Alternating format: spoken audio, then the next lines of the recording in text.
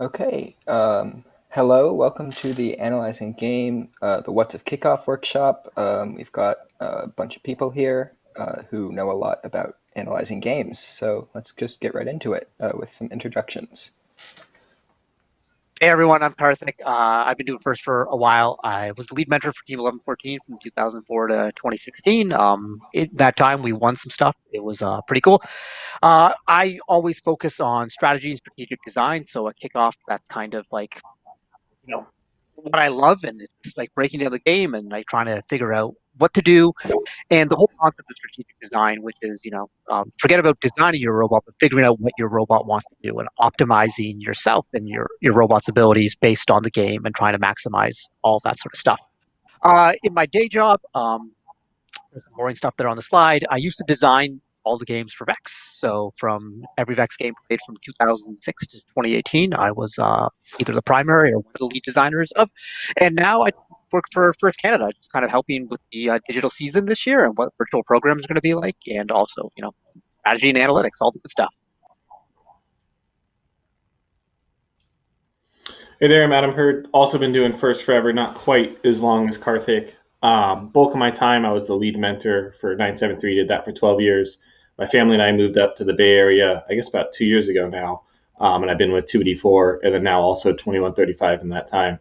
Day job, I work at what was formerly Auras Health, which is kind of known in the First community now because there's just a stupid number of high-quality alumni.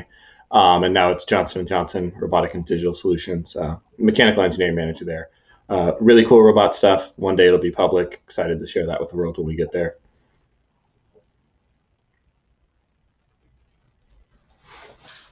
Hi, Austin Haddocks. I've been doing First for 8 years.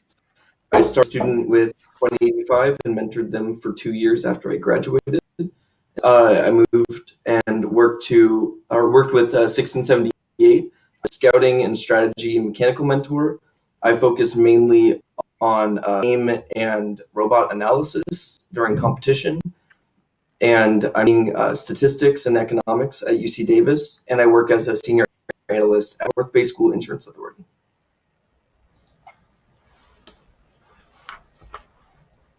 Hello, everyone. I'm Lucian. How are y'all?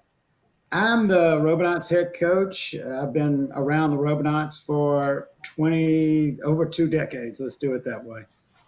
Been the head coach / lead mentor for a couple decades. I'm also at NASA, the Robotics Alliance Project program lead. Most of you all know that because of the RAP program, because of our efforts at providing NASA grants for VEX teams and for FIRST teams. So when you hear that a FIRST team is a NASA team, most of those teams come out of funding from the Robotics Alliance Project, and the person who heads that program is our dear Dave Lavery. I'm also the chief engineer on the human rovers for the Moon and Mars. One of the rovers, the space exploration vehicle you see up in the upper right-hand corner out at White Sands Test Facility, that's a prototype that is a pressurized rover, and then we are designing and developing a unpressurized rover for the Moon and Mars that the crew members will have in their will be in their spacesuits when they drive around, just like Apollo. I've done a lot of things in FIRST, regional, helping with the Lone Star Regional, been drive coach, done all kinds of things. Casey and Billy are my 2 kids. They're both on the Robonauts, and currently, robot-loving people as you are, Casey's team is the #1 seed at the Galveston VEX tournament, and Billy is on the #2 seed. So there should be some excitement this afternoon. But it's great to be here. Thanks for having me. Hey, Lucian, didn't you win a little award in the spring? Did I win what? Oh, no. Did you win a little award? We all won an award. The award we won was because I hung out with some really great people, and they honored me with the WFA. But it's all because of the smart people I hang out with. Thanks for pointing that out, Karthik. Oh, of course, buddy.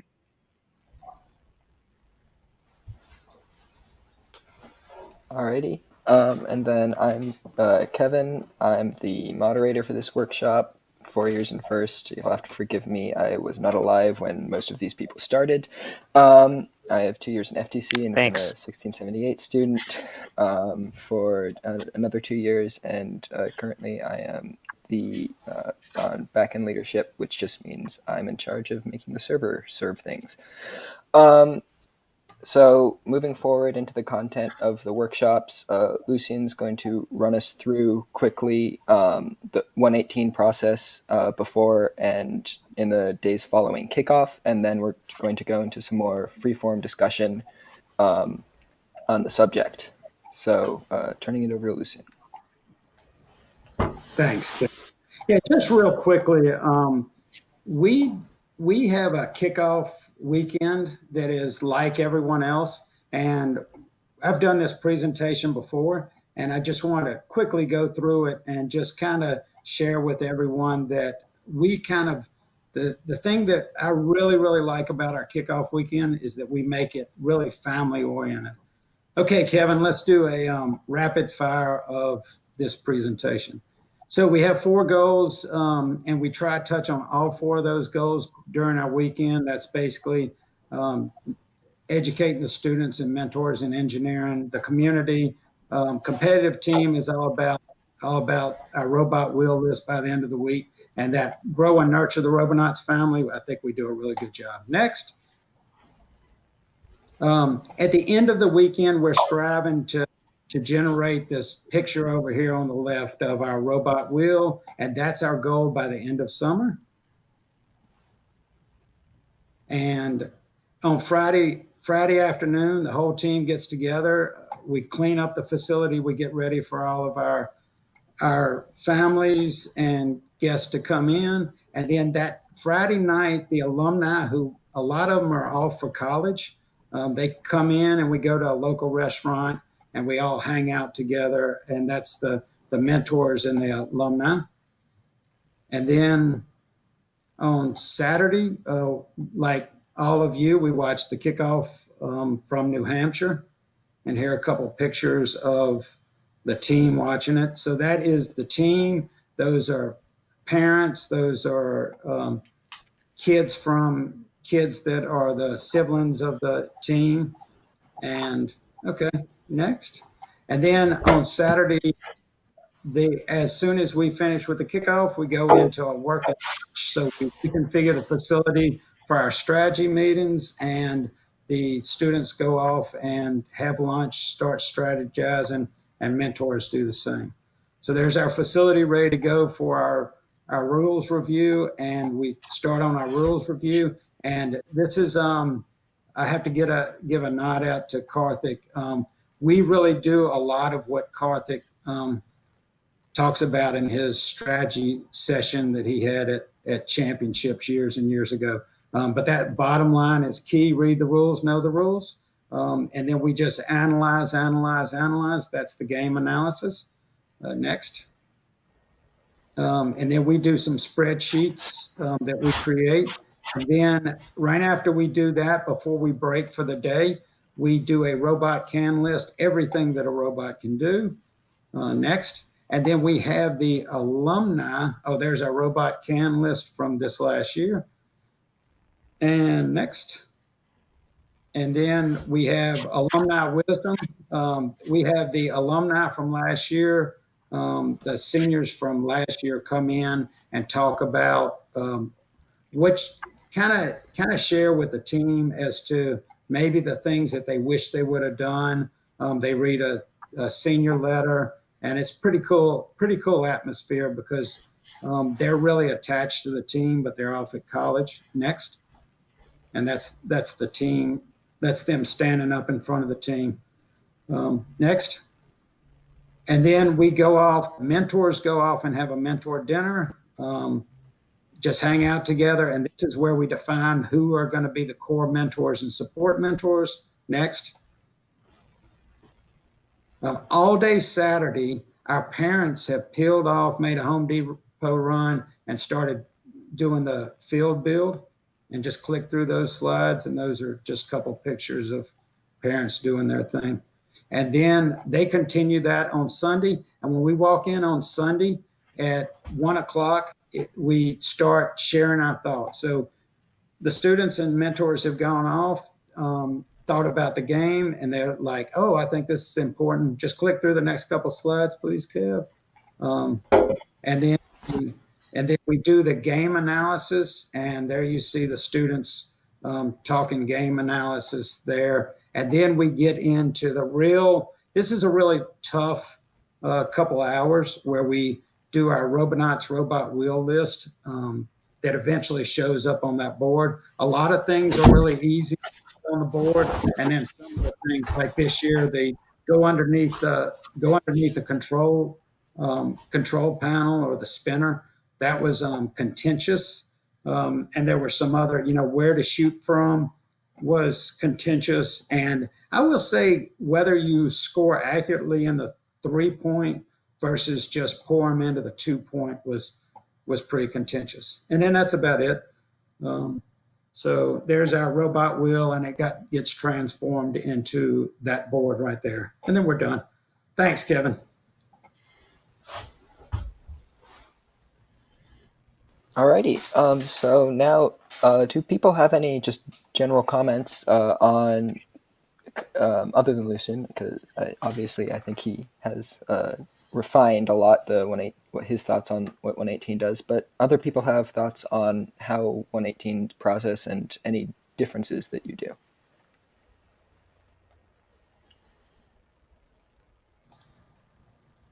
We got to tell Karthik to unmute. Hey, Karthik. Karthik, you're muted.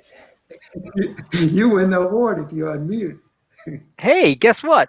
You can hear me now. And so I said all sorts of really important things, but I can't repeat them at this point. But no, seriously, I was just saying that the 1114 process is like super similar, even down to the timing as the 118 process. Done on Saturday, what gets done on Sunday. I think one of the most important things with Kickoff is we talk a lot about the need for diverse groups, and Kickoff is like a great example for that, because sure, when it comes down to the nitty gritty of like programming a robot, you need some expertise there, and like actually designing the robot, you need some expertise. But when it comes to Kickoff, anyone can contribute, and anyone can kind of break down these sorts of games, and so it's important to try and just give everyone a chance to ruminate on what their thoughts are and what can be effective. And I think it's also important a lot of complete standstill, but I do think there's some value in looking at trying to look at the current game and trying to say, okay, this is similar. Which parts of this game are similar to past games that we've played, and what worked then, and what strategies were effective then? Because that's the knowledge we're building off of. Like, if you almost have to think of like the first robotics competition as its own field of study, and we're looking back past precedent to see what kind of goes on there. And so people always wonder, it's like, why are first alums so good at this? Well, the reason they're so good at this is because they have had lots of repetitions with past games, and they understand that sort of stuff. So there's a specific kind of knowledge there that it's really hard to kind of teach. Because like, if you look at it from just like a problem-solving perspective, you're going to come in at it one way, but then other people are just going to have so much institutional knowledge. They're going to be like, no, trust me, like this, we've seen how this has worked in the past. So that's important to drop. And I just want to highlight Lucian's point of the parents coming in to build the field. I think that is incredibly intelligent, and it's not exactly obvious at face value why that pays dividends down the road. I mean, one, you're getting that field built early without tying up your top mentors and students working on other things, so you can immediately get into programming. And two, anything you can do to get the parents in there and learning the words and invested in some way, so that when students go home later and are talking to them about what they're doing that year and the parents actually understand it, that's actually making the student experience better. And students are going to get more out of their program because it's enabling the parents to be more supportive of their students. So that's killer, and I wish more teams would do that. You see quite a few successful teams do it. I think 1678 does almost the identical model, but that's definitely a pro tip to see.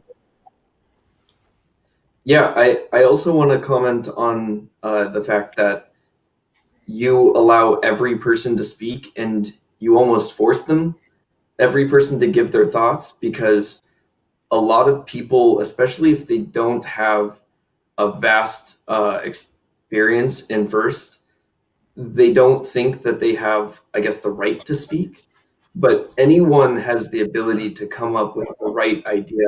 Or I might have overanalyzed something and missed a key aspect of the game, or I might have come to a conclusion way faster than I should have.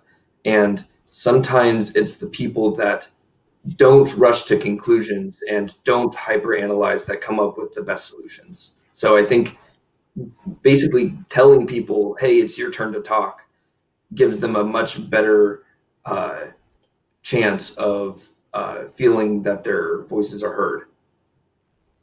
Yeah, and like I just gave this like spiel about the importance of like looking back on past games, but sometimes if you come in with a narrow lens of, well, this is the way it was done in the past, this is the way it needs to be done. It's great to have that outside perspective of someone who's not tarnished from a game from 2013 and be like, well, I have no idea, I wasn't alive in 2013, and like I'm 6, but I would try and do things this way.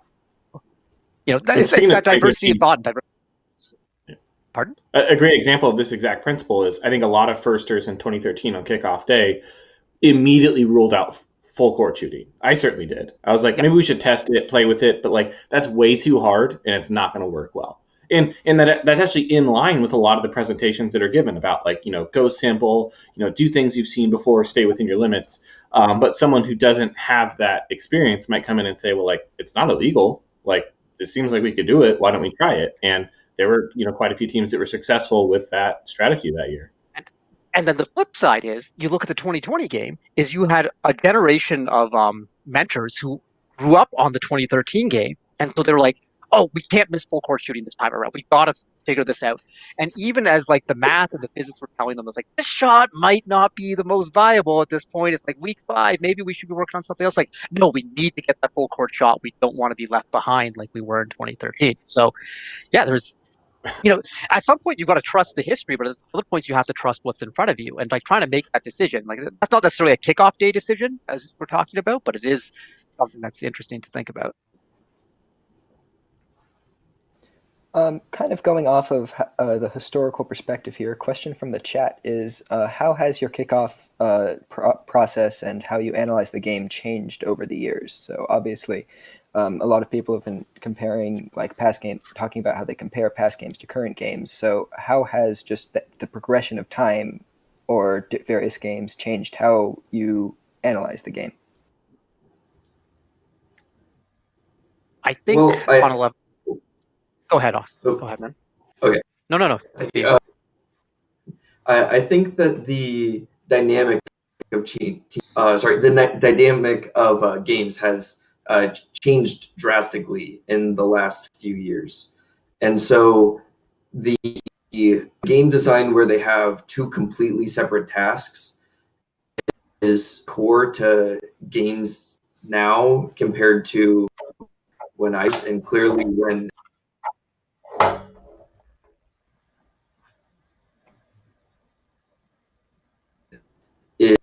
is defining those core designs of the game and finding the value and assigning the time that it takes. But that's necessarily the way to go when you analyze past games. So when kind of where we were talking about, you look at past games to look and how you analyze games now. It's very different when you try to say how you analyze this game, and this is how you go into 2020. The lines are also very different now. And so there's a lot more aspects to the challenges that you have to look at. So there's a lot more like minute details that you worry about. Yeah. And I think one of our key things, Kevin, that we did several years ago is what's the best auton in the world? What is it going to be? We used to like skip by the auton and not analyze the auton as much as we should have. And then there were some dominating autons throughout the years that we just absolutely missed. And so and our robot couldn't do what those autons did. So we have really, one of the major focuses has been auton. What is the greatest auton going to be? and we often develop our robot around that strategy. Yeah, for us, I think there's been two changes over the years. Number one, we've slowed down. In the past, I think like going back to, when I started writing these white papers on stuff, we wanted to have something locked in by Sunday night because there weren't as many COTS parts available and lead times were a mess with suppliers. And so like 6 weeks was like a hard constraint. So you needed to lock in on a decision early in order to get to hit the timelines that we wanted to so we could be done early enough to get a lot of practice in. Now, forget about just the out of bag, the no more bag rule world, but just with you're doing less custom making, you're doing a lot more stuff with COTS parts. You have a lot more freedom to kind of say, okay, this is kind of our framework of what we want to establish. And now let's spend like a week prototyping and then we can hone in on a decision. So using prototyping to better inform our decisions. The other one kind of ties into what Lucian was saying about how, the 118 is kind of focused on autonomous modes. When I started doing first, like the ranking systems in first, just like it was based on like your opponent's score and it was like really, really nutty. But then from like 2004 to about 2009, it was like very basic, just win matches. And so, you design your robot to win matches. Then over the years, there came in more incentives, whether it be things like co-op, which was for a couple ranking points, and then these 4 ranking point games or these bonus incentives. And all of a sudden, that really changed how you have to design your robot, because designing your robot just to win matches wasn't enough. And so you would have to like focus in on these tasks and be like, okay, which ranking can we use to command the number 1 seed? Which ranking points can we accomplish just as a single robot? Or which ranking points have to be done as a group? You look at the 2017 game, I think a lot of teams, were like, okay, you can win matches on gears, and gears are so easy compared to shooting, but shooting something that you can get the ranking point on your own, while gears was going to have to be a collaborative effort. Like some people were stupid and thought you could do all the gears on your own, but like if you had any sort of basic analysis, you'd realize that was a collaborative one. So then you realize, okay, that's why the shooter is so important. So it really comes into doing your strategic design, not just around robots that can win matches, but strategic design about robots that can earn the maximum number of ranks. I'd say the biggest change we saw over the years with 973 was transferring from a team that only had 8 to 10 students in a given year to pretty reliably having 25 or so. And I don't think it changes the high level portions of the process. Like we would still go through all the same strategic sessions, but it did require a little more planning and leadership and better communication on how do you actually run kickoff day of. It's really easy to make something inclusive with 8 to 10 people. Like you just have a conversation. It's not that hard. It's significantly harder to keep everyone involved with 25 people, or I think Robonauts is up to like 100 or some crazy number. I don't know where they're at, but much larger group. So I would stress that, make sure you don't just take Karthik's presentation and go, here's the things we need to get done that day. Actually have your student leaders and or mentors that are running that day be aware of how to actually keep everyone engaged. What are the conversations we're going to have? What is the structure of the day? What size groups are we going to break down into? How are they going to come back to the top level and present to everyone else? All that kind of stuff is worth planning out ahead of time and figuring out how that's going to flow. Yeah, I would, Adam, I would really like to have 118 teams, but 118 students, but they only let me have 60 students. So we had to start the second team. Yeah. But something that Karthik was going on, when we sit in the circle on kickoff weekend, we talk about no less than 118 times about what is the Einstein robots going to look like. What are the Einsteins? Not what are the Einstein robots going to look like? First and second pick. What is the number 1 seed of that alliance going to look like?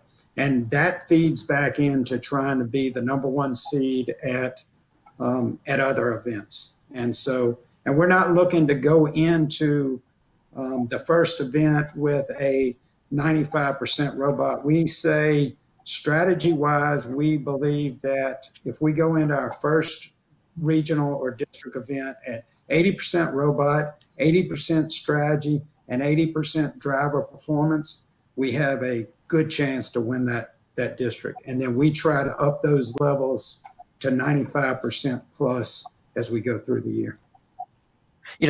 Lucian had a really...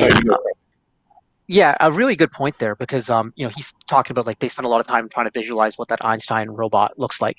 But I think that we might have put the cart ahead of the horse here because I think there's an important discussion that teams need to have prior to kickoff, and it's about goal setting. And Mike Corsetto from 1678 has a really good presentation on this, and we've chatted about this a lot. But a lot is that you need to figure out what your goals are for the team because it, your strategic design for an Einstein level alliance captain versus an Einstein level second pick versus a district second pick are three totally different robots and three totally the process is the same, but what you're going to be trying to achieve with them is very, very different. And so your team needs to be on the same page as like, okay, this is what we think we can do, and understand that there's no shame in going with any of those options because you got to figure out what your resource level is and how you can be successful. um, Adam, like 973 a couple of years ago when, you won the world championship with a robot that couldn't score high, and like there was obviously strategic constraints that went into that and resource constraints behind that decision. And I think it's really, really important for teams to try and identify what they think they need to do to achieve their specific goals. Like if your goal is like, hey, like we would love to, like our goal is like a great season, a successful season to us is qualifying for the provincial championship, and an amazing season is going to the world championship. Well, that's going to be a very different set of goals to an amazing season for us. A great season for us is where we're competitive to win a district event. An amazing season would be competitive to win our division. Like it's totally different there. And so you need to truly understand that because if you come in and you have a team that's on different pages for this, you may have some kids who are envisioning what the Einstein robot's looking like, while other kids on the team are going to be like, well, okay, hold up. We are like a kit bot, and like one mechanism team, like 1 degree of freedom. So how are we going to hit that? But that discussion needs to happen before kickoff day. And lots of time between the previous championship and kickoff. Well, this year there's like, whatever amounts of time like that. But to spend some time honestly and realistically evaluating your resources and what your goals are. And like, a lot of times people do build it simple and whatever, and that's obviously what I believe in, but also like don't be afraid to push some boundaries too. Like everything we do in life needs to involve a measure of growth. So it's like figure out where your boundaries are and then see if you can get like 10% beyond them or 50% beyond them. Yeah, to add a corollary there a little bit, I think a lot of people run into the misconception that if I want my team to be Einstein caliber in 3 years or 5 years or whatever, I need to start acting like an Einstein team today. And our kickoff goals need to include all of these high-level goals. And there's a couple data points of teams that were able to pull off that route to becoming a top-level team, but they're definitely the exceptions. The fastest route, if you're trying to hit that level of competition in 3-5 years, is definitely not making an Einstein caliber alliance captain, at least robot, the first year in that journey for most teams. Sure, there's exceptions.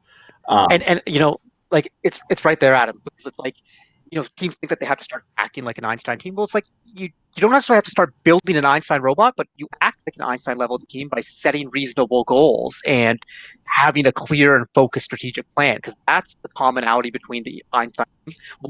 Despite their different levels, there's like a real plan as to what the season is going to look like. Well, I think one thing also is teams often use define the amount that they can do by their success rather than their success by what they can do. So this is my team when I was a student, 2085.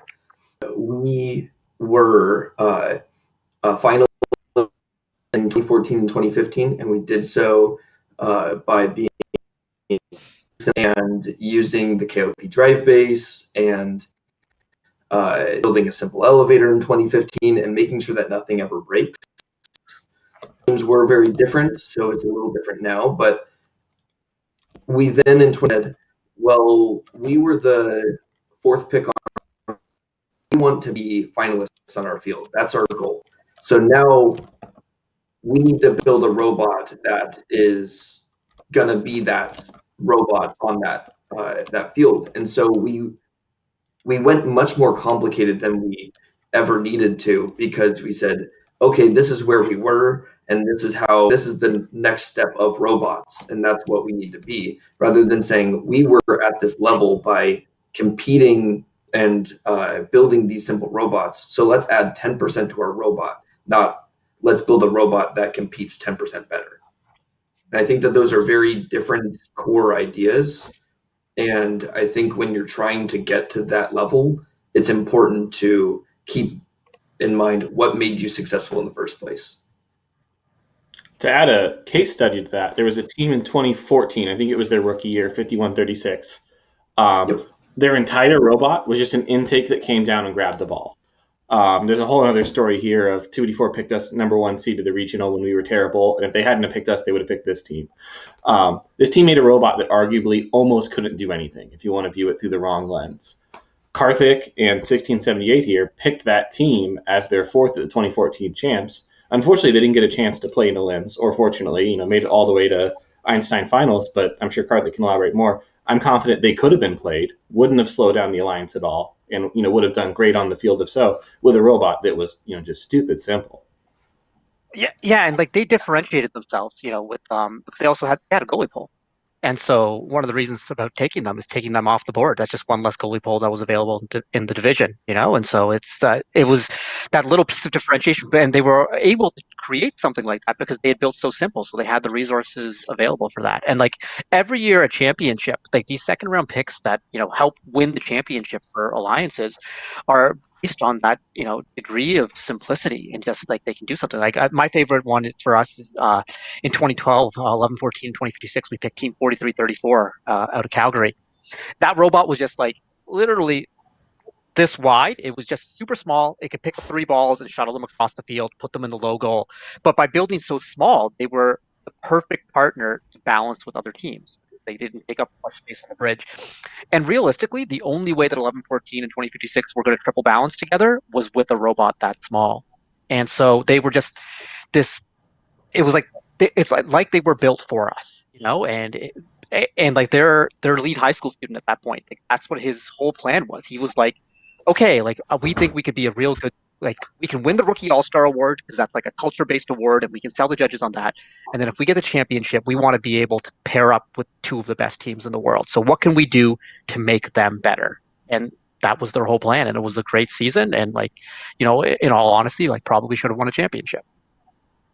Yeah, I could not agree more with Adam, Karthik, and Austin. And we have a nice program with Everybot that keeps us grounded on that first weekend because we're going through Everybot. We do the same thing with Everybot, and so we're asking the same question that same weekend: what is the most complementary robot that we could build? And that usually ends up being the Everybot robot wheel list.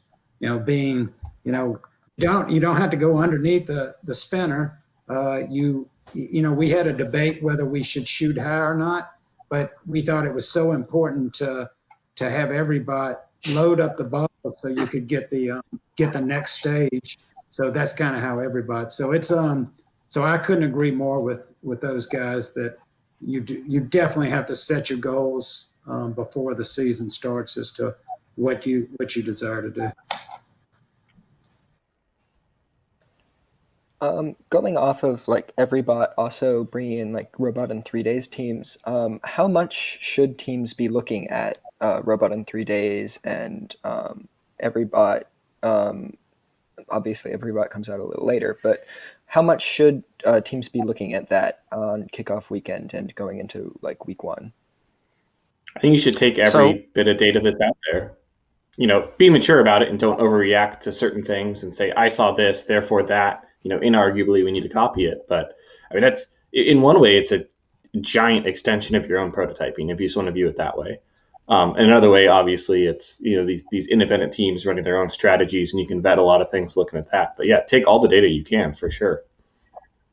So I'm going to give 2 different opinions here. So the first opinion is like for me running a team, if I'm running 1114 or if I'm running anyone else's team or I'm taking part in another team, and it's completely in line with what Adam's saying. Like it's just use it as an extension of your prototyping. Let them prototype things that you can't see, like test out some concepts and be like, oh, like we really want to try that out, try it ourselves, or we don't have the resources to prototype 7 different things, so they're going to handle a lot of it, and just use it as it's just like doing research. Like when you're writing a paper, you go to the library, you pull out some books. Robot in 3 days is like one of the books off the volume that you're looking at. There are others, and I feel that this opinion doesn't get represented enough, or it does get represented and then people shoot it down. But I think it's important. There are others who view the first robotics competition as like the most important part of the process is the creative design process. And some people feel that you as a team lose some value if you see other people's ideas first. And they think that it's important to brainstorm independently and do your own thing. I think every team's got to figure out what their own goals are, because we talked about goal setting and the whatnot. But I do see that sometimes robot in 3 days there might be an idea that never gets fully fleshed out because you're like, oh, well, I saw it didn't really work properly there. And I'll talk a little bit about the VEX robotics competition, because like this is what happens in the VEX robotics competition. And as someone who designed the games there for years, it was like at some point I was just going to throw my hands up and just be like, this is crazy. Because as a game designer, I would be like, okay, well, I'm expecting to see these are the robots that we're going to see in Freedom Hall at the championship, like the best types of robots. And some of those robots never ever showed up. And it was just because so early on, the designs converged. Like just a couple teams would post a design really early of a certain type of score, and then everyone focused on that and they tried to make that more efficient. And that design would get to peak efficiency for the season. But there were other design approaches that just never got explored. And so if you think back to like 2015, and you look at the 1114 robot, which was pretty different than most robots that showed up that year. If we had laser focused on some of the early robot in 3 days designs and didn't, mess around with our own weirdness, we never would have gotten to that point.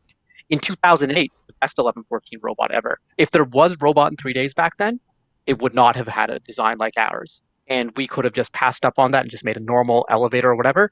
And so you do miss the opportunity for some out of the box craziness. Now, not every team should be trying out of the box craziness, and some teams, but this just goes back. You have to kind of figure out what your real goals are and how much resources you have. But I do see, like, I'm all for it. I want to see everything. I want every bot to be in the first kit of parts. But I see how others out there are just kind of like, this isn't for us. But if it isn't, don't open it. You don't everyone could do their own thing here, and so that's my TED talk on.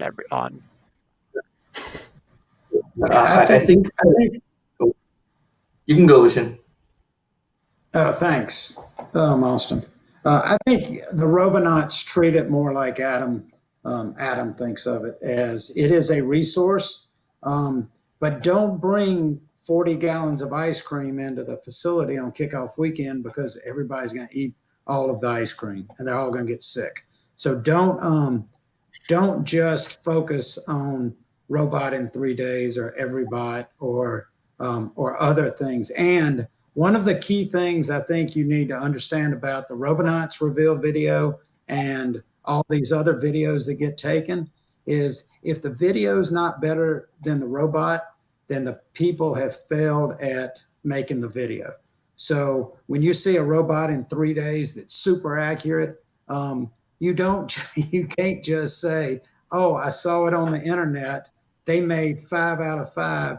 That's got to be the shooter, because that's probably not the shooter. It probably took them 40 takes. And when they got 5 out of 5, they're like, woohoo, we can go home tonight. Let's post that video. So, right. And don't be discouraged by these videos. Because so often teams are just like, oh, well, we're never going to do that. And it's just like, okay, well, just calm down here. I even remember in 2017, we saw 1114. We saw a video of one team shooter. And I'm not going to name them. And we're just like, okay, we're not even close to that accurate. Right now, we're like about a 60% accurate shooter. Like, well, this just, what are we doing? And we wrote that team and like, hey, like, do you have any advice for us on like, tuning our shooter? Like, what are you doing? Whatever. And then they're like, oh, well, no, you guys are like the experts at tuning shooters. Like, do you have any advice for us? No, like, we're like, seriously, we can't shoot anything like that video. And they're like, we can't shoot anything like that video either. Like, like, so it was like, and the season came and, we ended up being a considerably better shooter than that team, who ended up, not taking that shooter off at some point. So it's like, you got to be careful when you watch these videos, like be inspired by them, but understand, the what's what of everything. To pivot this to I a think question, I assume it's coming about making list on Kickoff of a robot that needs to do way more things that it actually needs to do, and then kind of bring it back to videos. Every year when I was with 973 and the 118 video would drop, and the robot does 57 things, and you all agreed you only need to do 7, and the kids are just shitting their pants. Oh, sorry. The kids are freaking out. So like, there's no way we can compete with that robot. We would do the same ritual every year of like, hey, 118 is a great team, a lot of good people on it. And I hate to do them dirty like this, but let's take last year's reveal video and look at their first qual match and just look at the delta here a little bit, because you're making the video, obviously you're going to make it look incredible. And they're still really good in their first qual match, but like no one has ever beat a 118 reveal video robot. Like those are undefeated. It's the best robot in first every single year, hands down. And to bring this back actually to the pertinent point, you don't need to do a million things with your robot on that list you make kickoff day. Even though it feels like that, but if you actually go back and look at the last decade, you probably made a shall list that is longer than what was necessary to be competitive, even at the high level, every year out of those 10 years. I just 10 want out to of 10, I would agree, Adam. I'll just add on there in terms of discouraging videos. I think that, like, the new thing now is to see the Citrus Circuits auto heavily censored autonomous video every year, and some teams are like, oh man, we got to do more in auto, we got to do more in auto. Other teams are just like, oh well, we're done, it's over, season's done. I'm like, look at that, like knocked over my artwork here. But, like, I'll deal with that later. But like, it's, understand that video is video, and understand that these teams, like, you don't have to be at a 4-cube auto level to be successful. Like just doing your 1-cube in auto is like super, super huge and like really, really good. And so don't be discouraged that you can't hit that. Well, on that topic, I don't know if I should probably be saying this, but that auto, even though it worked perfectly that time we run it, it didn't work. Or the 5 times before it didn't work. And I think that everyone here, everyone who has a lot of experience kind of realizes that teams, I think, like everyone's saying here, is that it's really important for those teams that are these videos as to what the level of competition is. These videos aren't the proper gauge. And I think also, at least for me personally, Robot in 3 days, I see a video and I now know what a lot of teams are going to just immediately copy. And so I can use this as a gauge to what the medium robot capabilities will be, because I then know that teams that are just going to say, that works, I'm going to improve that, and they're going to do something similar. And so these minimum competitive concepts, what how we view what a medium robot is going to be, because we now know that there's going to be teams that see that working and say, well, ours didn't work as well as this video, and so we need to switch, because that's what a lot of teams do. So if you're ever looking to gauge competition, look at these videos, because you now know that a lot of people are going to change their ideas to copy it. Yeah, one more point down this line. I think Robonauts had a transition from mentors that were smart to students that were smart about, I would say, about 8 or 9 years ago. So we would go through Kickoff, we would see a game, and we would say, oh, this is how you would shoot a ball. This is how you would do this or that. Oh, look at this break that we have on the 2001 robot. And then all of these students started doing Vex, and they started coming in, and they started having ideas that were just mind-blowing. That was the mentors are like, what? Double reverse 4-bar, this and that. And I will tell you, our robots, if they would have been designed by mentors the last say 5 or 6 years, they would be nowhere near what they are with what experience these students have come up with in the VEX program and FTC, but for us, primarily VEX.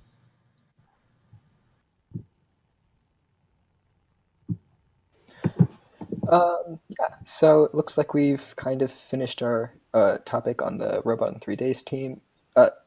So kind of a harsh pivot off of this, but going into the 2021 season, it's obviously going to look a lot different than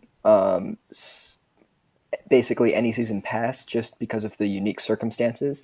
So how should people be approaching this season? And especially with there may be in-person competition, there probably won't be, at least initially. So how should teams go into this season and prepare for the upcoming kickoff? So I want to start this one off because I think that the number one there's like one priority that's overarching that we all have to be taking into account, and it's public health, and it's not just the health of our team and our teammates and our families, but our communities. We're all in this together, and if we want this pandemic to end, everyone's part. So whatever your team does, and like, man, I don't know if you're going to find anyone that loves robots more than this panel. Like, we love this stuff. We want to be doing it. We want to be active.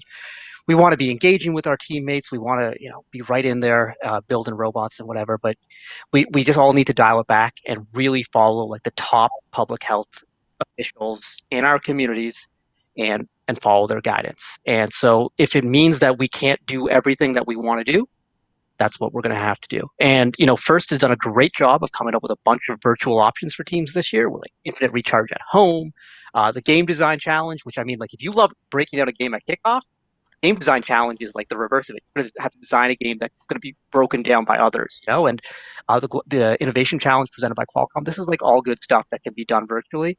And I can't say I know what it's like to be a student who, lost their junior year of FIRST Robotics and is going to lose possibly what they expect for FIRST Robotics in their senior year. I can't, I can't say that I relate, and it's probably insulting of me to even imply that I could. But I just do want to say that we need to make these sacrifices for everyone, and like for like my parents and my aunties and uncles, to make sure that they are safe and okay. And so it's going to be hard, and there's going to be some adjusting, but I know we can make the best of it. Like, this community is like super smart and like always does make the best of things. But I just really wanted to get that out there. Yeah. So if you're looking at this and it's how you want to define your goals that year for your team, right? And so we don't know what competition is going to look like at all. Things might be able to meet in person with no crowds, maybe not.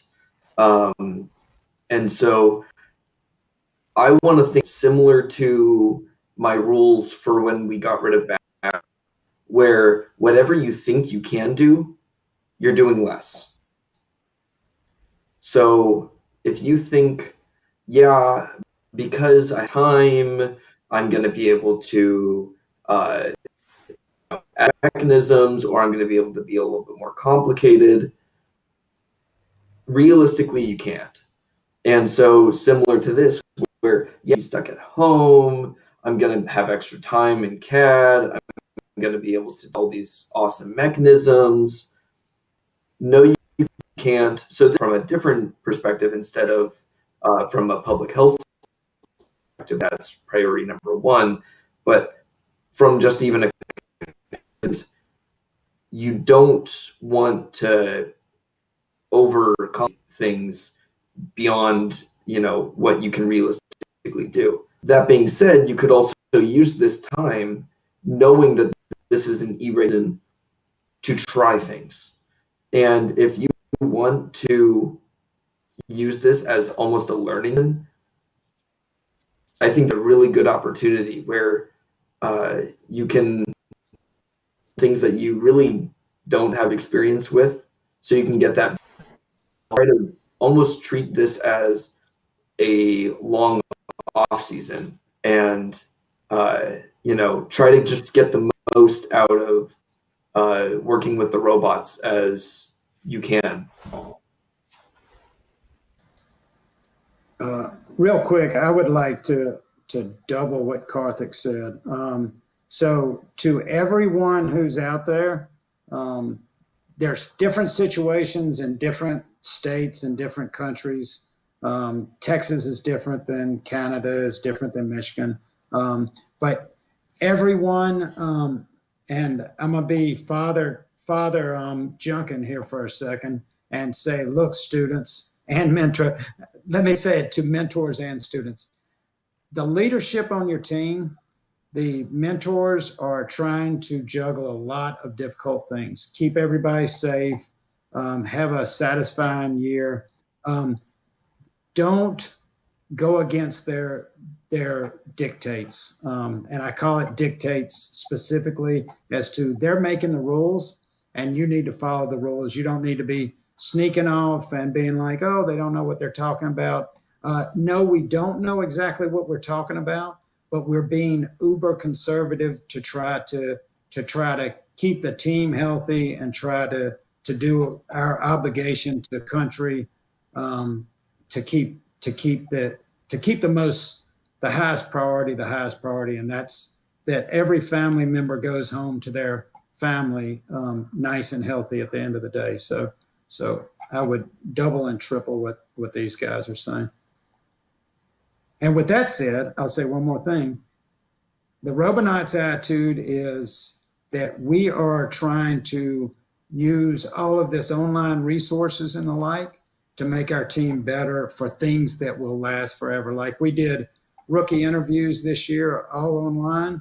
We're not going to make the rookies all come to one facility anymore because it's so convenient for the parents to just say, hey, we're gonna do a Zoom call and we're gonna interview the students there, and the parents don't have to worry about rushing their kid up to the school or whatever. So that's our attitude towards it. I'll just pile on and reiterate the public health concerns. There's a good chance we don't get a season at all, and if that's the right decision, then that's rough, but that's what we got to run with.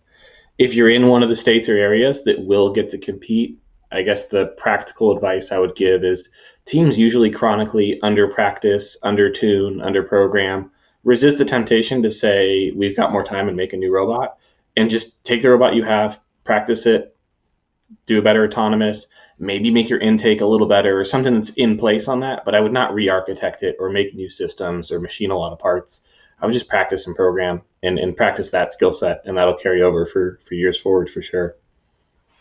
Yeah, and first teams, the best first teams are good because we push the boundaries of the rules, and we push and we push and we push, and we push on game rules, and we push on safety rules, and that's all well and good when it's a game, but when it comes to this stuff, like if there are actual competitions, like there's no let's jam an extra person in the pit and hope that no one notices, and there's no like, oh well, yeah, let's just take our mask off because it's a little bit easier. Like, no, like this is not an area where you push the boundaries. This is not like trying to get some extra juice out of your battery or whatever weird things that all these teams are doing, or like this is not let's try and come up with cheesecake so we can hang from the goal and then block the goals or something like that. Like that stuff's cool, but like messing around with public health is not.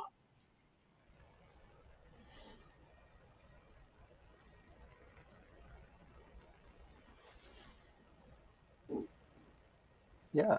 I think we're basically just about out of time on that. So please, everybody, stay safe, stay healthy. Good luck with whatever happens for the rest of the season. Yeah, I think we had a couple of really good discussions on really important points. Good luck to everyone watching and everyone on the panel. And this has been a great time. Thank you. Yeah, thanks, Kevin, for moderating. Everyone at the Capital City Classic for having us. Yeah, thanks for having Kevin. us. Y'all have a great weekend, great year.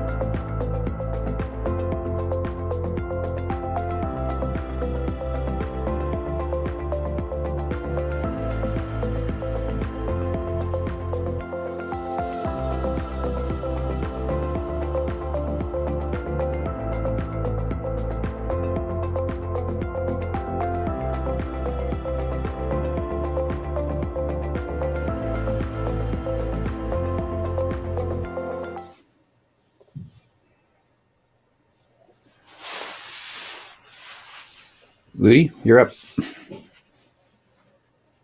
Oh, hi everyone. Welcome to the software architecture panel. I'm Austin Shu. I'm lead software mentor on DevRC Team 971. I'm Wes Hardiker. I'm a software mentor for 1678. And I'm Marshall Massengill, mentor for Team 900, the Zebracorns. I'm Alex Yuan. I'm a software director for Team 254. Hi, I'm Ludi Wong. I'm a student on 1678 and I'll be moderating this panel. Awesome. Let's move on to the next slide. So we're talking about software architecture today. I'll start off, what is software architecture? It's really something that's a bit nebulous to define. However, key components, by and large, the first one is outcomes and stakeholders and identifying who those people are and kind of what your outcomes are going to be. So what your success criteria is going to be, how to define a successful project. It's not just limited to software people. So your project needs to be, your software architecture can be well defined beyond the scope of just the software folks. So in the instance of a robot, let's say, you're also going to involve your mechanical design groups so that they have some say in ultimately how things are going to function and that groups are communicating together. So software architecture helps define kind of a high level structure for a project. So again, not just robot projects. Perhaps you've got fantastic scouting software and you're going to need a well-defined architecture for that. So it involves people, process, and technology. Not just any one of those, but all three in some combination help define what software architecture is going to look like. So next slide, please. So one of the big hallmarks for some of us on the panel and the way we deal with our software architecture, particularly for the robot side, but not just the robot, it's about defining interfaces. So handoff intersections between groups as well as between kind of components of a robot. So what that ends up looking like, which can also help define choke points and define what your data looks like. So what it's not, software architecture's not overkill. It's not plumbing if done correctly, and it's definitely not a military industrial grade solution in search of an FRC size problem. Well-defined architecture for a robot can actually help a team to be more successful. So with that, I don't know if we want to go to the next slide or we want to kind of have the discussion here with the panel. Austin? I think the next slide, so we were going to do that in 15 minutes. So let's start discussion among the panel, and I guess we want to throw the first poll now too. So there's a poll for people to click on. Keep and hitting. so that is the poll. So take a look at the poll. I forget what, Woody, can you go over what the poll question is real quick? Yes, our first poll question is, do you have a predefined software architecture you work under? And so while we're doing that, go ahead, Wes. One of the things I think that we'll discuss a lot today is do you carry architectures from year to year, and how much reusability can you get? I'd certainly like to hear from you guys while we're waiting for questions to come in too. Of have you gone through major re-architectures at any point, or how do you handle that? I know in 1678 we switched recently from C++ to Java, which meant we start all over again, and so that was an adventure. So Austin, you want to? I feel like you guys have probably one of the longest running architectures. It is constantly shifting, but I do feel like it's something that has been around for a while now. Yeah, so I think we're on Rev 2 of our architecture. The Rev 2 versus Rev 1 isn't huge. Well, it's big, but it isn't big. So we've been using kind of a publisher subscriber model. So things publish messages and then things subscribe. So kind of an example here is when you read your drivetrain encoders, for example, we have an application that reads those, publishes them out, and then we have another application that picks those up, tries to figure out what powers to apply, runs all our control loops, publishes the results as an output message, and then that gets picked up back up by the drivetrain. So that's kind of our high level. And then if you look at how that's evolved over the years, the first couple of years we were doing this, it was a lot more like slap things together, see what works. So the messages were less defined, and kind of what lived in what place was less defined. And over time, that's kind of stabilized. We've kind of converged on a drivetrain process that tends to be almost the same application year to year, because we have the similar numbers of wheels and motors, and you can kind of configure it to meet our needs. Joysticks haven't changed in a decade, so we've kind of just been rerunning the same code there. And then the superstructure gets rewritten every year, just because it's a whole different robot. But if you look at over time, we kind of started with more of a multi-threaded model, and we've drifted more towards an event loop-based model. And that was actually a full rewrite we did end of 2019, and ported all of our old robot code over. Do you still make use of multiple threads, or no? We do multiple processes now. Okay. So they're threads, but they're much more isolated. So that gives us a couple powerful things. One is like if there's a bug in the superstructure, we can keep driving, which is powerful for us. And then also you can actually swap modules out live. So you're practicing and you want to update the superstructure. Well, redeploy just the superstructure and you're off. Yeah, I'd say that's one of the big things that's kind of, it's continuing. We're seeing dividends now from the investment we made early on with the way we've gone. It took us the better part of 2 seasons to effectively use ROS the way we wanted to on the robot and create the kind of long-lived code that we were aiming to create to start with. And it, for us, it's the same pub sub model. The only difference, well, I won't say the only difference, but one of the big differences is that it's not something we wrote from scratch, which there's nothing wrong with that. Our solution is definitely heavy-handed. It takes a lot of processing power. Barely ran on the Robo Rio for a while. We actually had some code commits that we submitted back upstream to the project to fix some issues that were specific to the 32-bit ARM architecture, which resolved issues for us, and those got accepted. The other thing that came about is other people found other problems that we didn't know existed. So between all that, we've actually seen performance upgrades because we've kind of kept up with what the latest is. We don't get a new architecture, but we do get a new software release about once every 2 seasons right now. So our big upgrade this past year was to move from ROS Kinetic to ROS Melodic, which actually solved a bunch of our problems and brought all new ones. The next big upgrade for us will be Noetic, which is still ROS 1, but we're heading in that direction. And it's definitely a multi-year project. What's really cool for us, most of our team is juniors and seniors. In fact, it's the primary students on the team. So for us, we're starting to see students now who are working with code that they had absolutely nothing to do with writing 2 years ago, 3 years ago. And that's truly impressive. The fact that it's been something that's been handed down from one generation of students to the next. So, and Alex, I don't know much about the 254 architecture, but maybe you can talk about how you guys have developed it. Is it something that's lasted for multiple years? Yeah, so throughout the last couple of years, at least, the architecture for our robot code has been basically pretty much the same. That's pretty helpful because a lot of stuff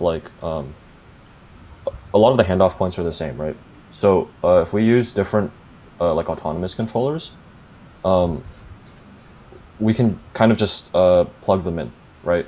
So in 2019, I guess, we were pretty short on time with we didn't quite have an autonomous stack kind of set up. We were working on that maybe a week before competition, our first competition. So it was really nice because we were able to just kind of plug in our adaptive pure pursuit controller stuff from 2017. So that was really, really nice. It saved a lot of time. That's, I guess, one of the benefits of having a reusable software architecture. Well, there's always a point where you have to re-architect something, and please, to the audience members, do ask us questions if you have specific comments about architecture in general. But one quick point about re-architecting is you'll always end up redoing some piece. And so I think when Marshall was introducing this, he talked about having an API or some sort of, what are your handoff intersections and things like that. If that is really well documented, really well, in place, then in theory, you can rewrite this one component. And as long as you don't need to change APIs significantly, and this is true for like any coding project, right? If all of my math is handled in one place and I'm interacting with a database, or I'm interacting with something, if I have that API and I'm going to switch from a database to a network-based server, or to a completely different database, I want to minimize the impact that my different components will have across my entire architecture, and that's easier said than done, and actually re-architecting it a couple times helps you find those interfaces where they weren't well done the first time. Yeah, it actually, I'll add on to that. It's not just in terms of defining the kind of the handoff points between things, but a solid architecture can help when you're, say, upgrading hardware platforms, which is not something most teams are doing regularly when it comes to the robot side, but they are probably doing when it comes to scouting. New tablets become available, new laptops, new versions of the tablet OS that you're running. I know for us, at least from the robot side of things, we're upgrading our processor basically every season at this point, thanks to the folks at NVIDIA. So they drop a new thing, and we're off to the races with trying to figure out how to integrate with it, which is fantastic. And the fact that our software, it's portable enough to go from one platform to another, it speaks volumes to the amount of work that open source community has done to help bring things over, and the way we've added on to that to take advantage of it. So. Another fun one along those lines. So we were able to upgrade from BeagleBone and C-Rio to the RoboRio with only changing the part of our software that's responsible for interacting with the hardware, and the entire rest of the software just ran first try on the RoboRio when it came out. So that was really cool. We had defined the interfaces correct, that we could completely swap the robot controller out and just have working code almost immediately. So I have a question along those lines. How easy is it for you to swap to doing simulation? It's actually trivial. So we have an interface. We do it all the time. Actually, we develop all of our robots in simulation. So we have this event loop abstraction layer that gives you callbacks for when messages show up, and then an object that lets you publish.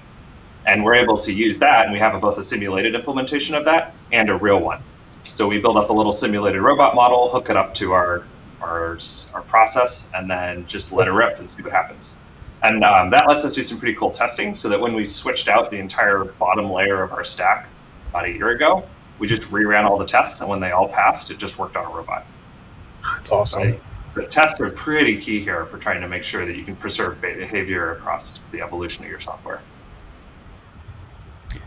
All right, it's probably about time to switch into the next section if we could get the slides back up. So Austin was going to switch into talking about over-architecting, right? Oh yeah, and there's the results of, so it looks like most people do have predefined software architecture to work under, 6 to 4.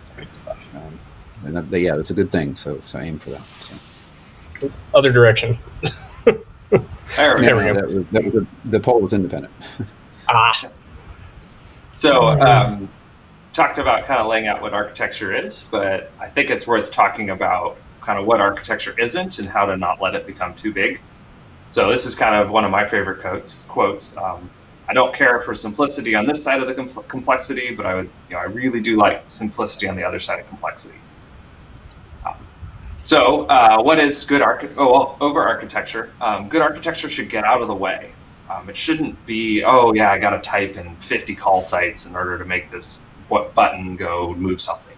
It should be easy and natural. In projects in general, you get to pick between scope, time, and cost. These get a little different with robots with volunteers, but with FRC, you really have a time deadline. So you really get to go negotiate between scope and cost or resources. And so you really do have to compromise there and make sure that you pick the right size solution. People are bad at time estimation. So my favorite rule here is if you think it's going to take a week, it'll probably take about pi weeks to get it done. And then really, it's worth talking about in architecture, not just for problems you're solving, but also what are you not going to solve? Maybe you say this year, we don't have enough resources to make sure we log things, or our diagnostics aren't going to be as good, or we're going to have a simpler autonomous mode so we make sure that our vision tracking works, or you really want to lay out those compromises so that you make sure you focus on the right things and deliver. So on the planning side, I like to kind of adhere to the 80-20 rule. So I like to be about 80% planned and about 20% chaos. And this doesn't mean like the project should fall apart or anything, but if you make everything perfectly planned out at the beginning, then you're probably not taking enough risk. And we really try and strive for, Marshall mentioned processes are important to architecture. We try and make sure that our processes are simple too. We don't need industrial sized solutions for simple projects. And then another one of my favorite ones is the Yagni principle. You ain't gonna need it. So I know our robots change over the year, and I'm sure your guys' all change as well through the season. So if you don't know what things are gonna look like, you have to be ready for change. So make sure that you only build what you need, and you're not really trying to box yourself too much into a solution, but you don't overinvest if you're not ready. And then my last bullet point here is kind of about empowerment. If you really make your architecture so specific and locked down and everything, then you'll take some of the fun out of it. So with that, I will open it up to other thoughts. Yeah, and please, audience. Yeah, and we do have another. Sorry, we do have another poll. Oh, let's do the poll. Our poll question here is: does your team document your architecture? And it should be on the same link. That gets into I think what Marshall was talking about last time of how do you train for multiple years of students. And I would think, Alex, you must have a lot of experience if you have a long running architecture. How do you keep training from year to year where people are coming in and having to look at code they've never seen before? I know the first time I'm actually a fairly new mentor when it comes to robotics. I haven't been doing this that long. I've been writing code for years, but it was like, where do I start? It's like, well, you start at main, and then you figure it out from there. But there's a lot to read for a brand new student, right? How do you guys deal with that? Yeah, so we have some documentation in some of our libraries. It's not super extensive for like everything. So what we'll often do is, in the last couple of years especially, we've had workshops which kind of go over like some specific part of our code. Like I think one workshop we had was like working with stuff like state machines, singletons, stuff that kind of low level, but stuff that students like don't necessarily have, they haven't necessarily worked with before, like before FRC. So those workshops are pretty helpful. It's good to have like some kind of project or something that the students can work on as well, so they kind of can get more familiar with what exactly like the code they write or adapt should be doing, relative to like other parts that take input or output to that whatever their code is doing. So it looks like we have a question from the chat. Do your teams use a specific approach to software development, such as Agile? So I can. Go good. No, well, I was going to say I do. I guess my official title is DevOps and Cloud Native Architecture something. Anyway, every shop is different. Every business, they're all different. So one person's Agile is not necessarily another's. To answer your question, though, do we use Agile? We try and use portions of an Agile mentality. Things are never done. There's constantly a rolling set of tasks that need to get done, and try and get them into a state where we can pass them off to where we can do the next thing and the next thing and the next thing. So it's really adopting the iterative approach that Agile has.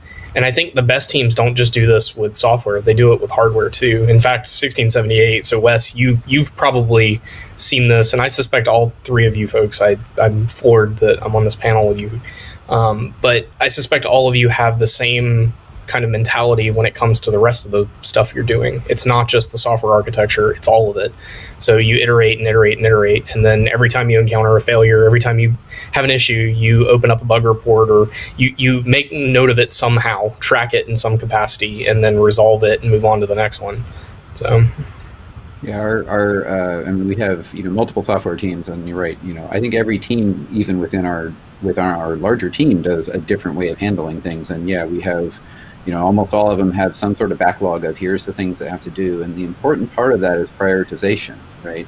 I think in the over-architecting line of things, it's like you've got to learn to throw some things out. If we don't get to this, we can still play the game. right? How do you define that success matrix on our scouting system?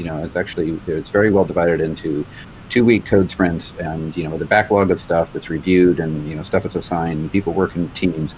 But I agree that assigning a label to something means that you constrict yourself to just that. Instead, take bits and pieces of a management methodology that work for you, because I can guarantee things like Agile and all the rest of them.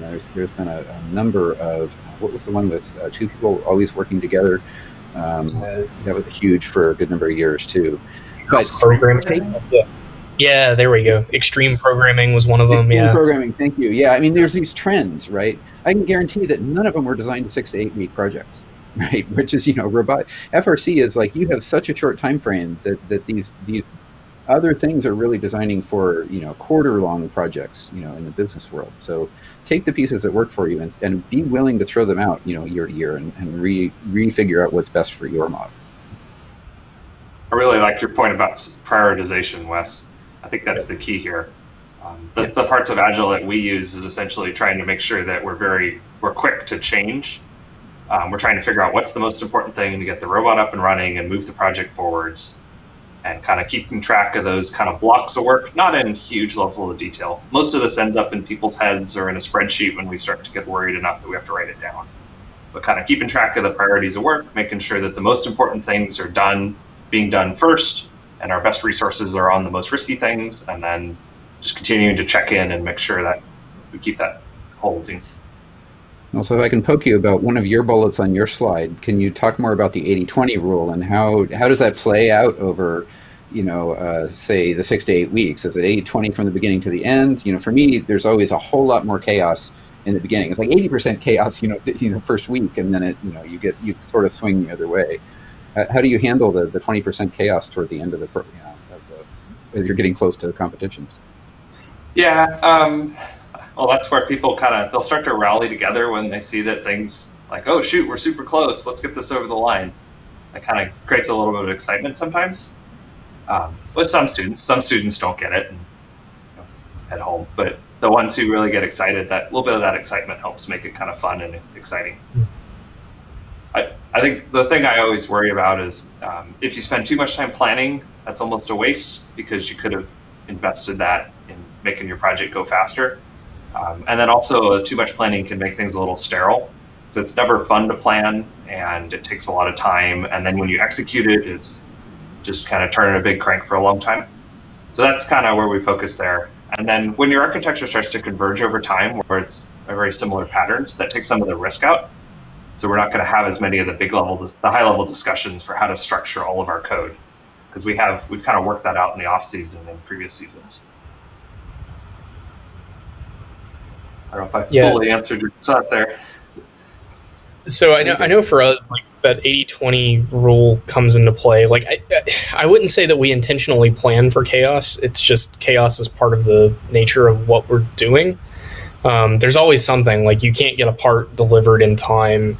For us, it's dependencies, right? We're dependent on other bits of software, and we don't write it. Like, we're dependent on the open source world to maintain that and write it, which has been interesting. Right now we have this cascading level of dependencies, which is preventing us from upgrading to the latest version of our OS. And it is what it is. Like, we'll get there eventually, once all the pieces fall in line. But that chaos comes into play throughout the season as well, when things don't, like, we pull down an update that broke something that suddenly we've got to go figure it out. I wouldn't say we plan for it, though. That to me is interesting. And so the question I have, based on your comments, Austin, and it's not just for you, but for everybody on the panel, how big is your software team when it comes to the robot side of things, or to any given project for that matter? I guess I can start. We seem to have about 3 to 4 students who seem to be reasonably engaged. There's always the long tail. We'll have like 5 to 10 students involved, some of them at different levels, and then 2 to 3 or to 4 really engaged throughout the year. And then we're really lucky to have a lot of mentors, so that lets us really spread that burden around and make sure that there's a lot of resources for those students. And if things are getting critical, we've essentially practiced extreme programming up at the deadline. Like, hey, kid, mentor, go. Let's get this done. we That's need awesome. to put our best brains on this. And so we've seen some students get super excited and kick in after some of those activities, which was not what I was expecting. Yeah, so we do have another question in chat. Sorry, I have to interrupt here. There's another question in chat. What is the relationship between software architecture and software design? Good question. I would go ahead, Wes. I think it's for slides anyway. So it's always a good question when you stump everybody, right? No, so I mean, I can answer that, which is that the way I think about it is software architecture is sort of the bigger cloud level, the 30,000 foot view, where you're really trying to figure out how do you define those interfaces that we were talking about before, right? How do you compartmentalize the code? And then design is more, okay, now once you've laid out the big picture, it's like then you're connecting circles and arrows together, right? Then you're actually, drawing the lines between them and actually making stuff work, and you're thinking at a more detailed level. I suspect other people could actually totally reverse that definition, right? I mean, those are both nebulous concepts, so there's not a right or a wrong. But for me, the architecture point is sort of like the class structure, in an object-oriented world, and the design part's more the function structure. But that's probably me. Good question.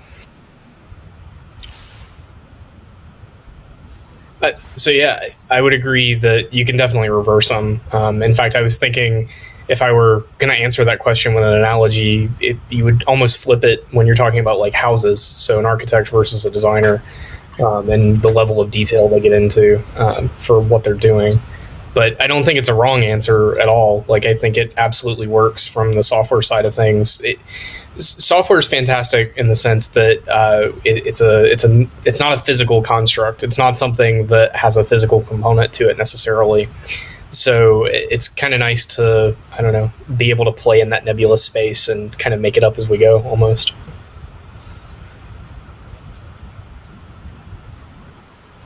And I think we're getting told we need to move on here.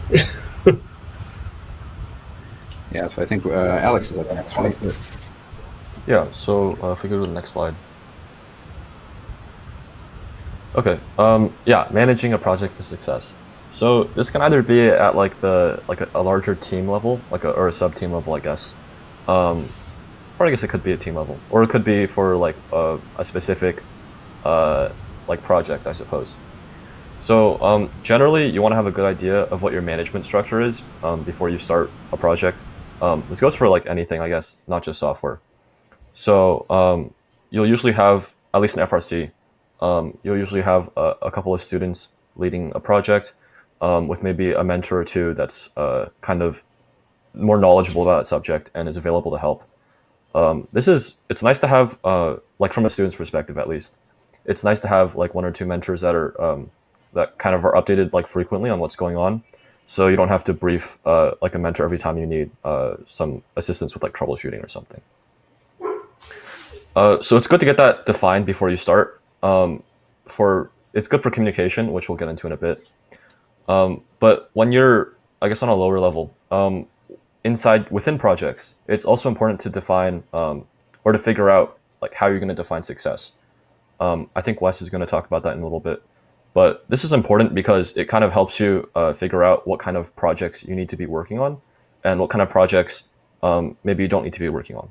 So this is pretty nice, especially if you're a software sub-team, or I guess like any sub-team or team, if it's pretty small. Like our software sub-team in the last couple of years has been less than 10 people. So at least for students. So this is really nice because we have a limited amount of resources and we need to figure out how we're going to efficiently meet like goals so that our robots are competition ready. Generally, how you prioritize stuff, that's differs from like robot to robot, team to team. Yeah, I don't think there's a super good way of defining everything. Yeah, so as for inter-team and inter-project communication, it's really important that everyone in a project or everyone in a sub-team or everyone on the team knows what's going on at like any given point. You don't need to really communicate super like low-level stuff, like maybe if you're for software, for example, if you wrote like a new class or something one day, That's not necessarily that useful unless maybe it's a big shift in your software architecture, like your predefined structure. But this kind of, everyone should be updated within a sub-team, within a project, within a team, on kind of the goals and like deadlines for every other thing. This is also nice for handoff between like software and hardware sub-teams, because it's good to know like when you should expect to have some specific part of code written by, so that you can test it as soon as like the hardware side of your team finishes some component or some mechanism. We've had 254 at least, Team 254. In the last couple of years, we've tried stuff like using Google Docs to kind of outline exactly what needs to be done before like some certain date, with like deadlines and stuff. We've tried Trello. Really, it's kind of up to you how you decide to communicate. Oh yeah, we also do build blogs, which they're basically after every single build or every single meeting, we'll kind of send out like a document to the whole team that tells everyone what went on or what got done during that day, and what we hope to get done the next meeting or the next day. So this kind of stuff, it's not one size fit all. There's going to be stuff that works better for our team that is maybe not going to work as well for your team, and vice versa. So it's really up to you to kind of experiment around and figure out what the best way to communicate is.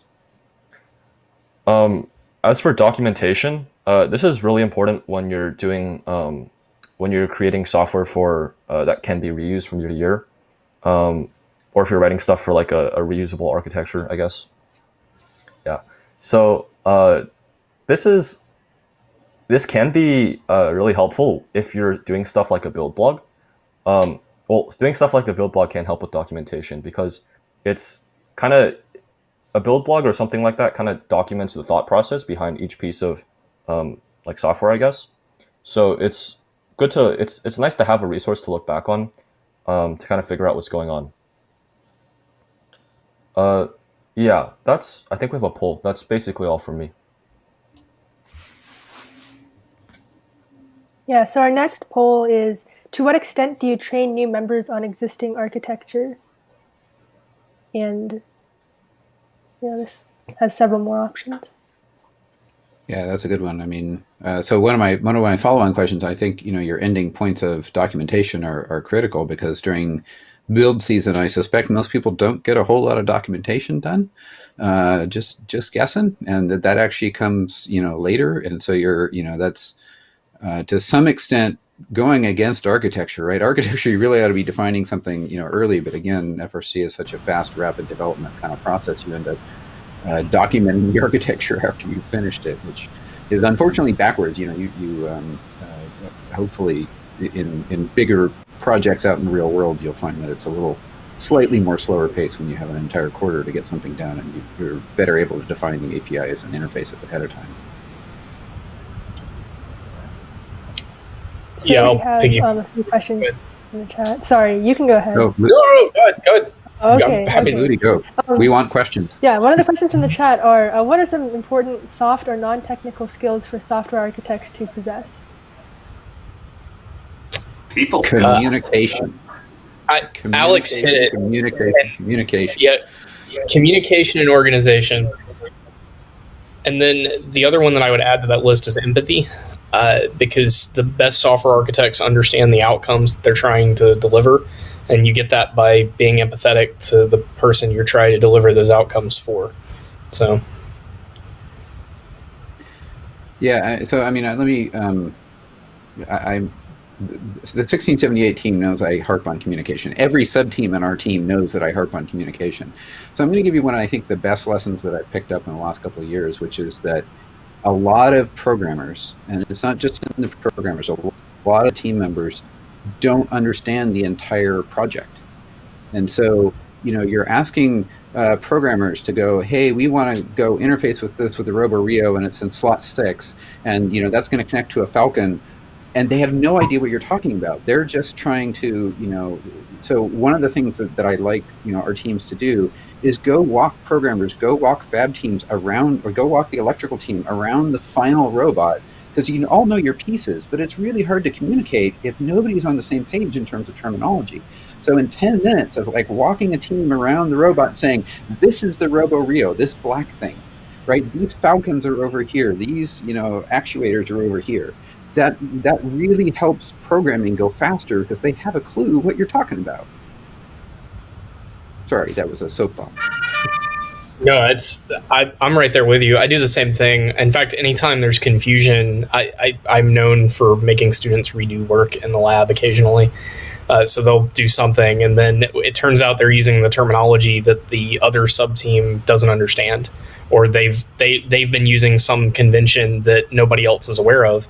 So I will intentionally make a point of we're going to stop, and we're going to go have the discussion. And you're not the one who gets to make that call, but it's fine if you did. The other team just needs to be aware of it. So to Alex's point about keeping a build blog, we do the same thing. We have a meeting summary channel in Slack, and students continuously, they'll post a picture, they'll post updates. This is what we did. This was the progress that we made. And we do that in the preseason too, not just build season.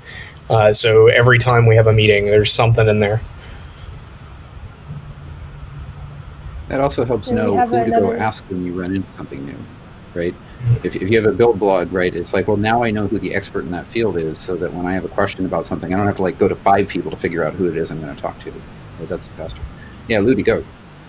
Yeah, we have another audience question. What are some principles of good software architecture documentation? Readability. I don't know. I'll know it when I read it. No, I think... Go ahead, Wes.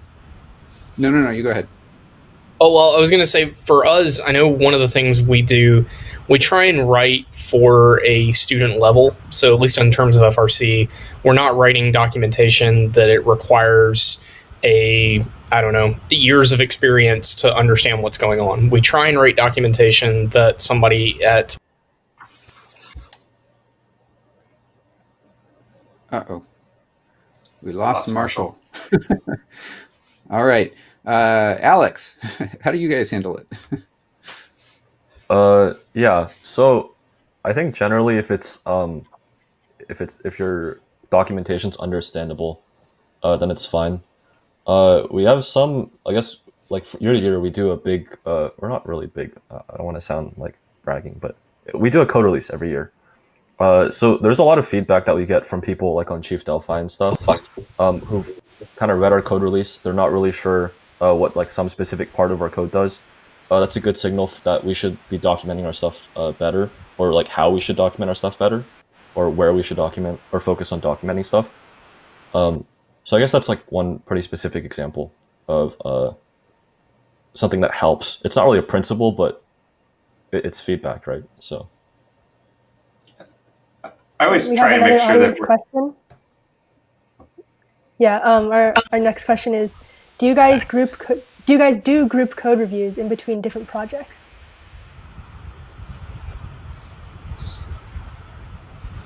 We do. So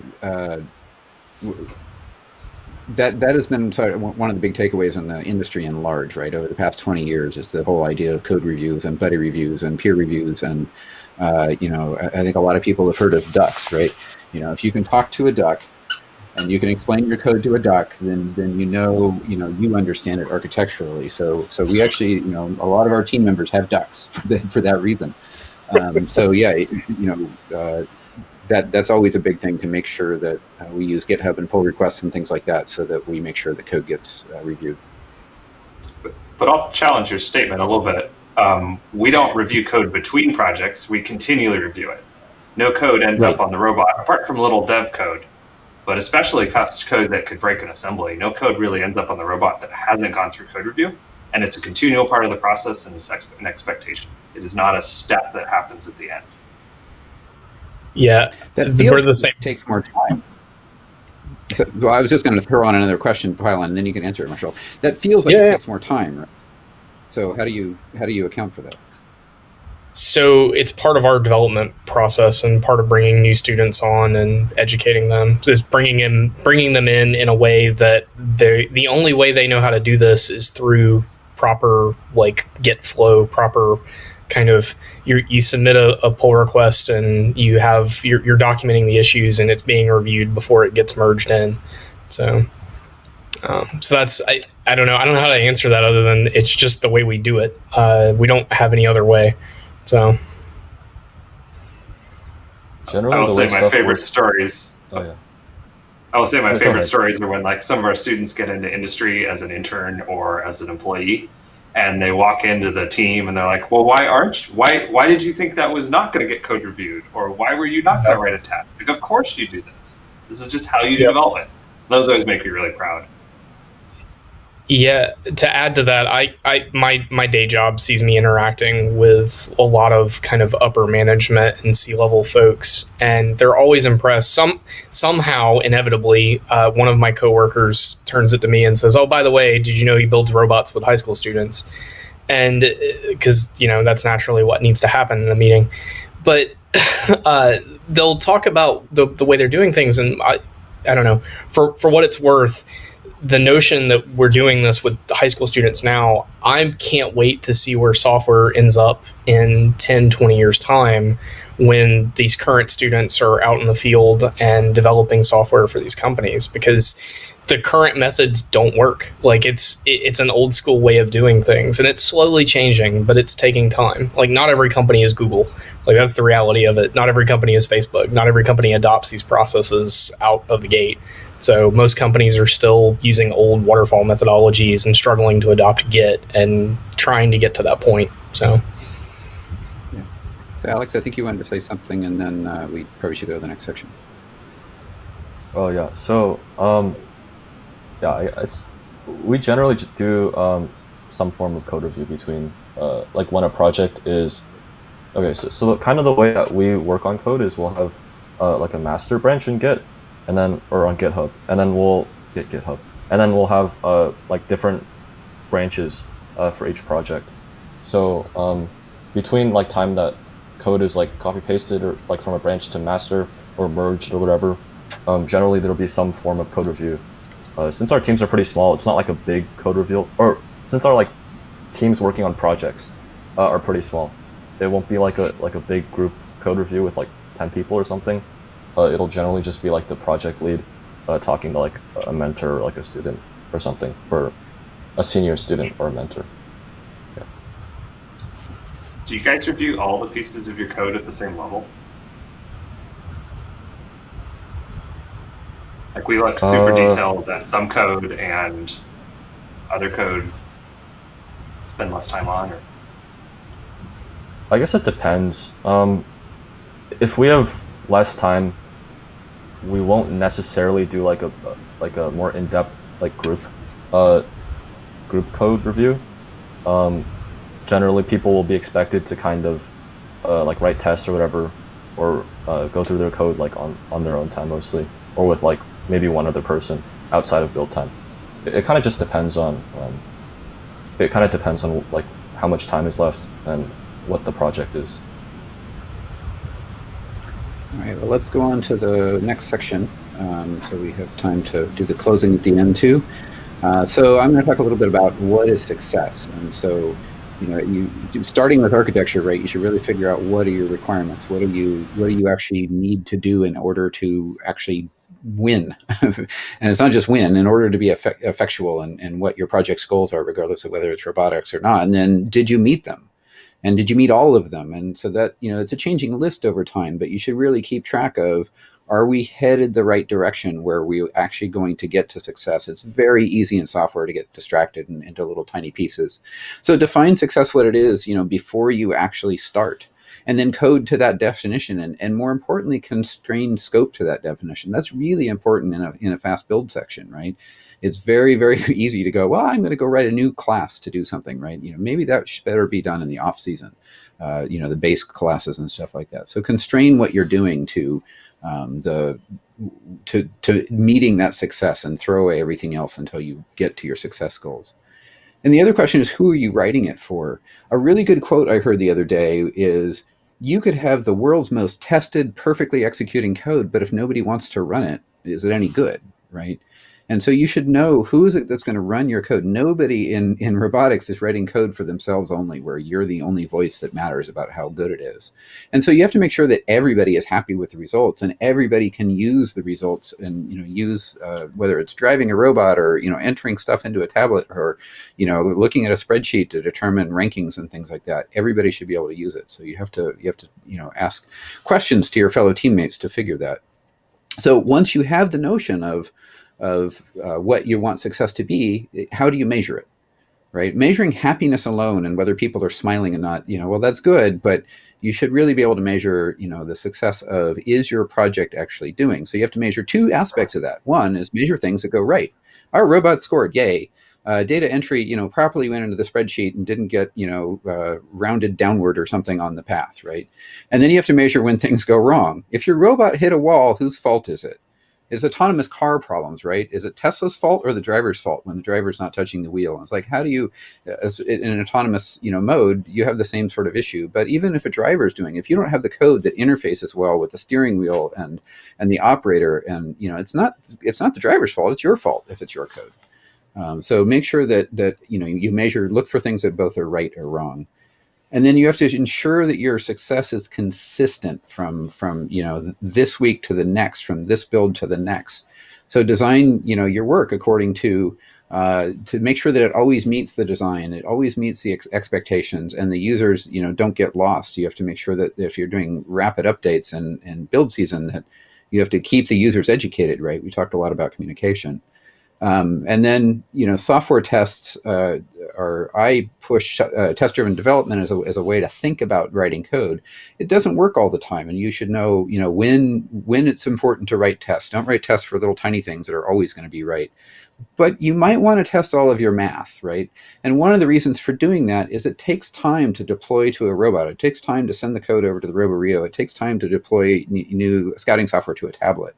That's time lost if you've run a bug and then you have to do it again, and then you run a bug and you have to deploy it, and that's a very slow cycle. Think about which parts of that you were just doing you can actually write a test for, so you'll know within seconds before ever deploying. One of the things is that without many robots to play with, and there's lots of coders trying to write code to go to the robot, you can shorten that cycle and get away from that if you design more testing code. The last bit is write reusable code. We've already talked about architecting between year to year, and so you want to compartmentalize and modularize your code. What part is reusable every year, and what part isn't? So next year I only have to rewrite this part, and the interfaces between it and things like that. So what's the purpose of each of your code groups, and what are the interfaces between them? But as we said in the beginning, don't over-architect either. So. That is it, and I think we'll go to the next poll, and then we have about 10 minutes before we wrap up. Yep. Our final poll is, does your team review/revise your architecture? And we do have two new audience questions. So one, what are the types of things you look for when reviewing code? And do you guys like to code on one single project together, or do you like to split different parts of a project to different people on the team?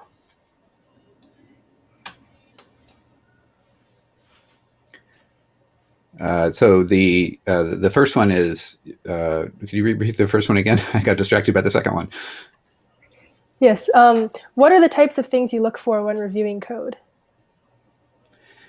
So I do a lot of code review, both for work and I review a lot of robotics code too, but it's actually important to have other people. I personally, as a mentor, do not actually do code reviews and click, okay, go ahead and merge this, because I want all of the team members that are using that code to understand it. So it's actually very important to have parallel team members, the other people that are going to be using that function or whatever the modifications are, to review it, because that makes sure that you get cross-team communication and things like that. So, for me, it's not just looking for style and is the Python code PEP 8 compliant and is there proper indentation and stuff. I'm reviewing, is things testable, right? Will things go right or will things go wrong? And you read it every line of code with what could go wrong, right? But one of the other things to add there is it's also trying to make sure that the code's understandable. So you're communicating both to the compiler and to your fellow software folks. And so if I'm reading through code and it's super unclear what's going on, or there's scattered variables, or the names are bad, or there's some tricky little logic in there that I just don't quite get and the comments aren't there, I'll point those things out even if the code works perfectly well. Yeah, I'll add on to that. We definitely don't do so. To comment on it two ways. One is testing. I know of a lot of groups that claim they do software testing, and I run into this in industry, and what they're really doing is linting, and they're looking for specifics for how the code is formatted and whatever, but they're not actually looking at the code. They're not reviewing it for the substance. They're not reviewing it for, does it deliver the outcome that we want? So when we do code reviews, we focus on, is this functional? Is it documented? Is it committed in a way that, we think it's going to do what we intend for it to do, rather than, is it properly formatted?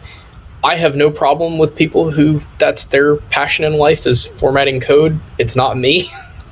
I don't care if you use tabs or spaces, and for the record, it better be spaces, but I do care that you're doing it right, that the code is functional so that it does something that it needs to do. So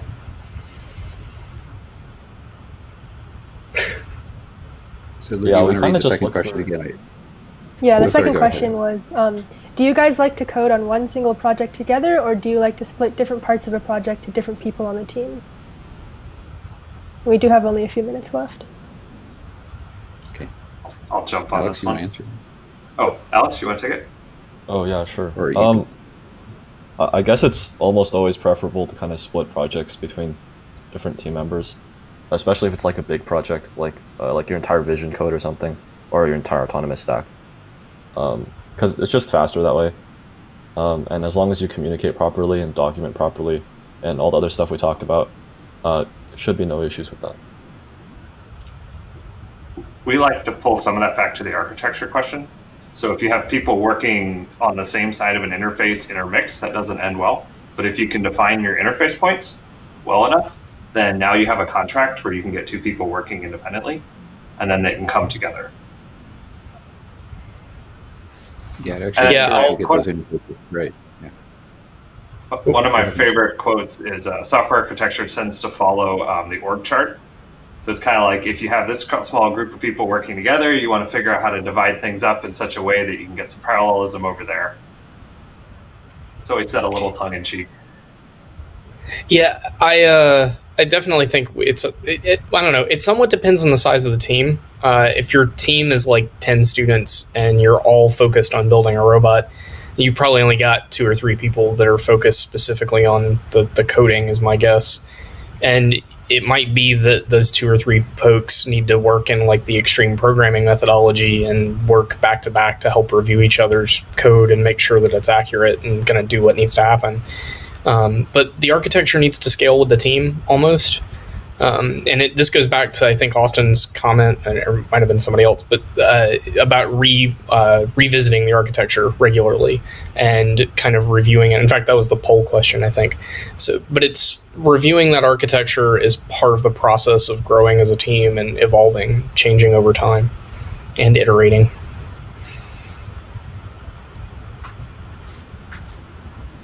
All right, and it looks like most people do review. That's good. So, we should probably pull up the final closing slide, because I think that we're supposed to close here momentarily. Marshall, I think you're doing the recap. Oh, yeah. All right. So let's see. In summary, have a software architecture first and foremost. So decide on what you want to go for. In fact, there's a lot of examples that WPI Lib includes these days, which is a good place to start. And other teams as well have example code you can pull from. Don't over-architect. So scope for the project you have and the size of it. So what works for one team might not work for others. So keep that in mind. Before you start, one of the things you can do is help define what your success criteria is, and define who the stakeholders are for the team, who are gonna who is the success important to. Manage your project and team for success. So same lines, and then know that your code's gonna work. So testing as much as you can, as well as looking at the code in depth through reviews.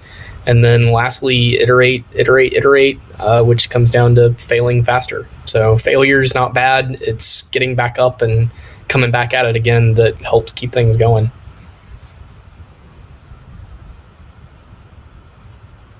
Yep, very, very cool. Yeah, thanks everyone for coming to this presentation. Hope you enjoyed. Thanks, Ludi. Thank you, Ludi, moderating for for us. hosting. Thank you all. Bye all.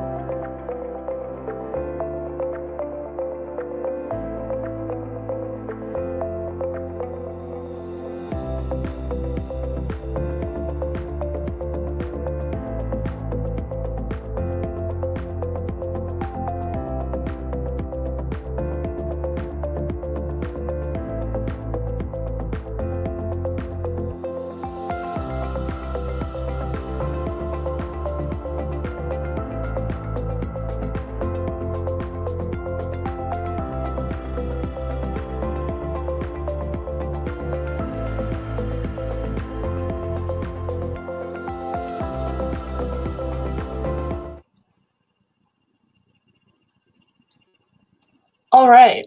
So, hi everyone. Welcome to the mechanical design panel. In this panel, we're going to be discussing the different strategies that our teams use to ensure that we come out of build season with a competition-ready robot. So a little bit about the structure of this panel. We're going to be starting by doing some introductions and talking about our basic design strategies for each of our teams.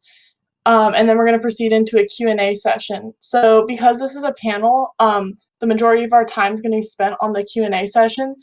So I have some questions prepared here, but if you have any questions, please feel free to throw them in the chat, and we'll do our best to get to those. But yeah, please ask any questions that you have in the chat. So yeah, to start off, I'm Helena. I'm a junior on team 1678 on the design sub-team, and I'm going to be the moderator.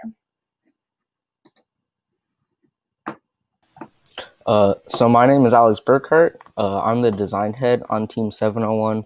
I'm also pretty involved in the mechanical committee, and this is my third year in FRC. Okay. Hi, I'm Maya. I'm the head of manufacturing on Team 701, and I'm also a member of the mechanical committee, and this is my third year in FRC.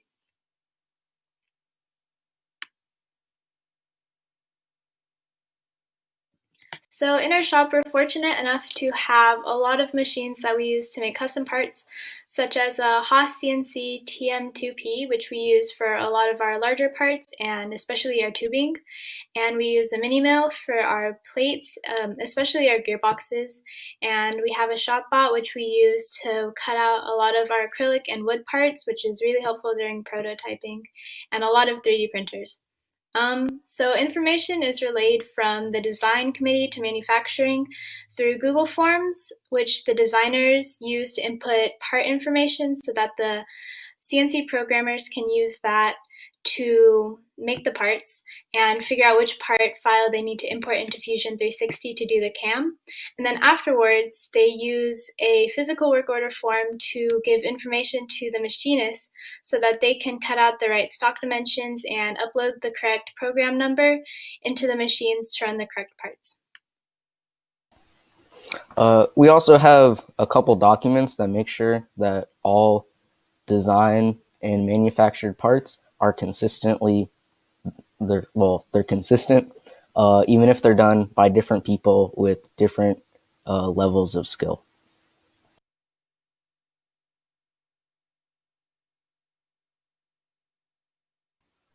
Hi, my name is Lydia Walsh. I'm from Team 1481.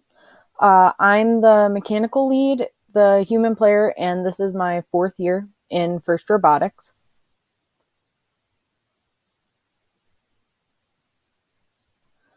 So on 1481, we have a number of things to help have our design basics.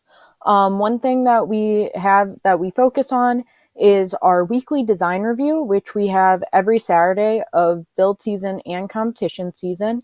And all members of our team attend, no matter what sub-team you're on, whether you're a student or a mentor.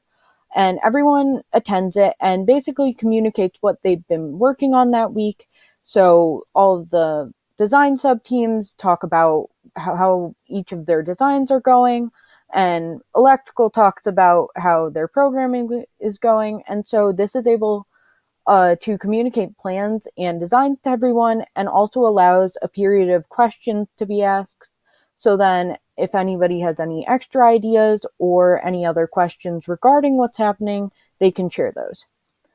In terms of tracking our progress and completion of things throughout the season, we use a Gantt chart style, which allows us to see in one big area how progress is going on each progress side by side. Our design process allows all of our students to be a part of it. So both fabrication and electrical students are a part of our design process. So then every single sub-team that's going to be working on the robot will get that input into the design, and allow for a more cohesive structure of the robot overall.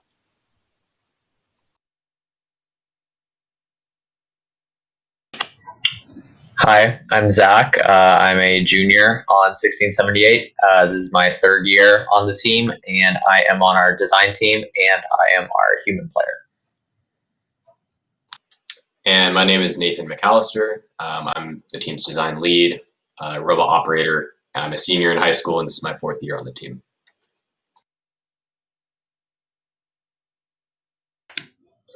So the way that that our team approaches design during the build season, we start off with prototyping.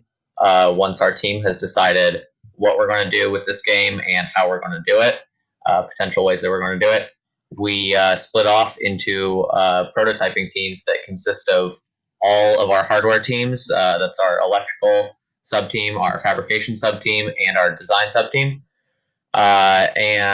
This process lasts anywhere from 1 week to even 3 or 4 weeks. For example, with last year, our control panel mechanism, it didn't take too long to prototype and decide how we were going to approach it.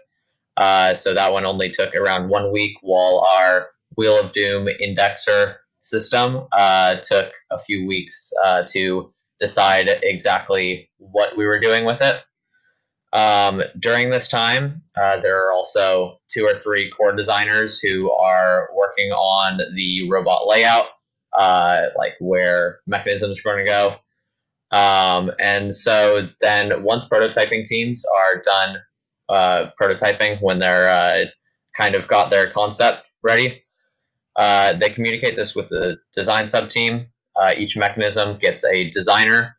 And most of this design is done at home, so that then we can work most efficiently when we're in the shop.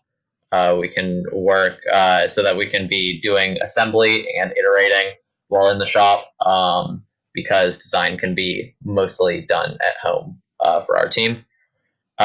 We work with our fabrication sub-team using our parts tracking sheet, which we can bring up in a second. This sheet basically it categorizes parts by their assembly that we're putting them in, and by their quantity and availability / their status. This is a way that we communicate to fabrication what parts need to be done, and then we make part drawings with dimensions of the parts, which and quantities, which detail how those parts are going to be made. So that's kind of the way that we hand off our process, our design process, off to the fabrication sub-team. So then they begin to make the parts. It allows us to get the parts back as efficiently and quickly as possible, so that then we can work on assembly and iteration and get as many iterations of mechanisms as possible, as quickly as possible. We should be able to pull up the screen share now. Awesome. So this is actually, we just published this on Chief Delphi as well. I'll link that into the YouTube chat in a few minutes here. But this is kind of what our parts tracking sheet looks like. You'll see our name convention on the left here, labeled by assembly in the first 2 numbers and part number in the second 2 numbers. And this is just a list of all the parts. It specifies the designer, which machine the part is going on. And we have these drop-down menus for status. So every part will start as design in progress as soon as we get it into Onshape. And then as it proceeds through the process of needing a drawing or going to the lathe or whatever machine is going on, we just change the status so that everyone is on the same page. And then obviously this is our 2020 parts tracking sheet, so most of these are marked complete. But when you have this many parts, it is very convenient to not have to rely on verbal communication for this type of stuff. That would be a nightmare. Otherwise, instead, we just use the spreadsheet. It's very clear, and it's really just communication between the design lead and the fabrication lead on, if parts need to be remade or whatever. But this is a great solution that we found and published publicly just a few days ago on Chief Delphi.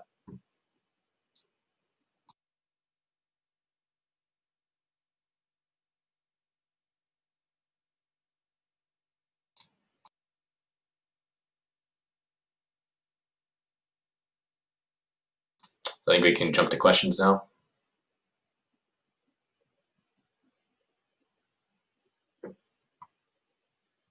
Selena disconnected.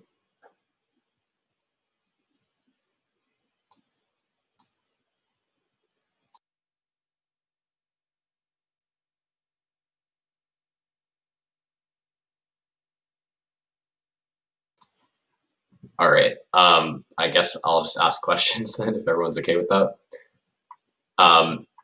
The first question that we had lined up was what software, both both CAD software and CAM software, does your team use in your design process? And we'll start with 7-1. So we use Onshape, and this is actually a pretty recent switch for us because we used Inventor up until actually last year was our first year using it on the robot. Yeah, and we switched to it because it fit our workflow, the top down designing, and I don't know, Maya, you want to talk about Fusion? Yeah, so to do the cam for our parts, we use Fusion 360. We have an online server, which is really helpful to put files for the parts in there and easily access them to import into Fusion 360. And yeah.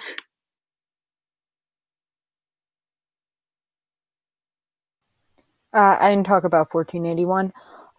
For us, for our CAD and CAM, we use Inventor, and we found that it works really well for us. One, because Autodesk happens to be one of our sponsors, and using their Vault program, we're able to transfer the information and all of the files really easily throughout all of our computers that we do CAD on. So then we can share those more easily between the team and have them saved in a central location so they don't get lost or anything.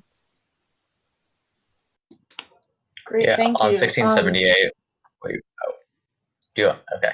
On our team, we use Onshape because it's kind of it's a little bit friendlier for a group work setting. It works better for our whole design team since we try to have as many people working on the same robot all at once, and because it's able to save things to the cloud. It's a little bit. I think we switched over from SolidWorks a few years ago, and we've found that it's just a little bit better for group settings than SolidWorks is. And then for CAM, Great, we've thank always you. just used.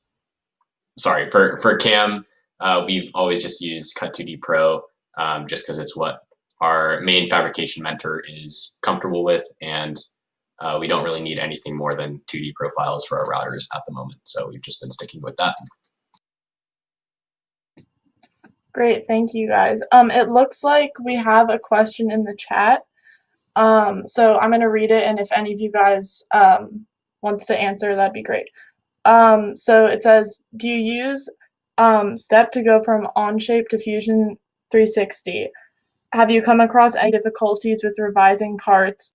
For example, recamming the entire part or camming a down rev part?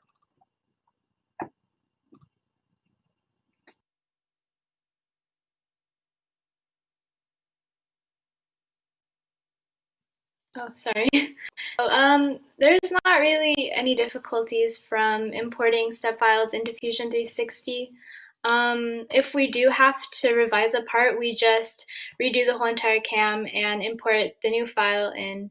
And since we use our standard templates, it makes the cam for those parts really quick and easy. So there's not a lot of time spent doing the cam. So it's not too bad. Great. Okay, so our next question is, how do each of your teams incorporate 3D printing into your design? And do you have any tips or tricks, I don't know, with respect to that?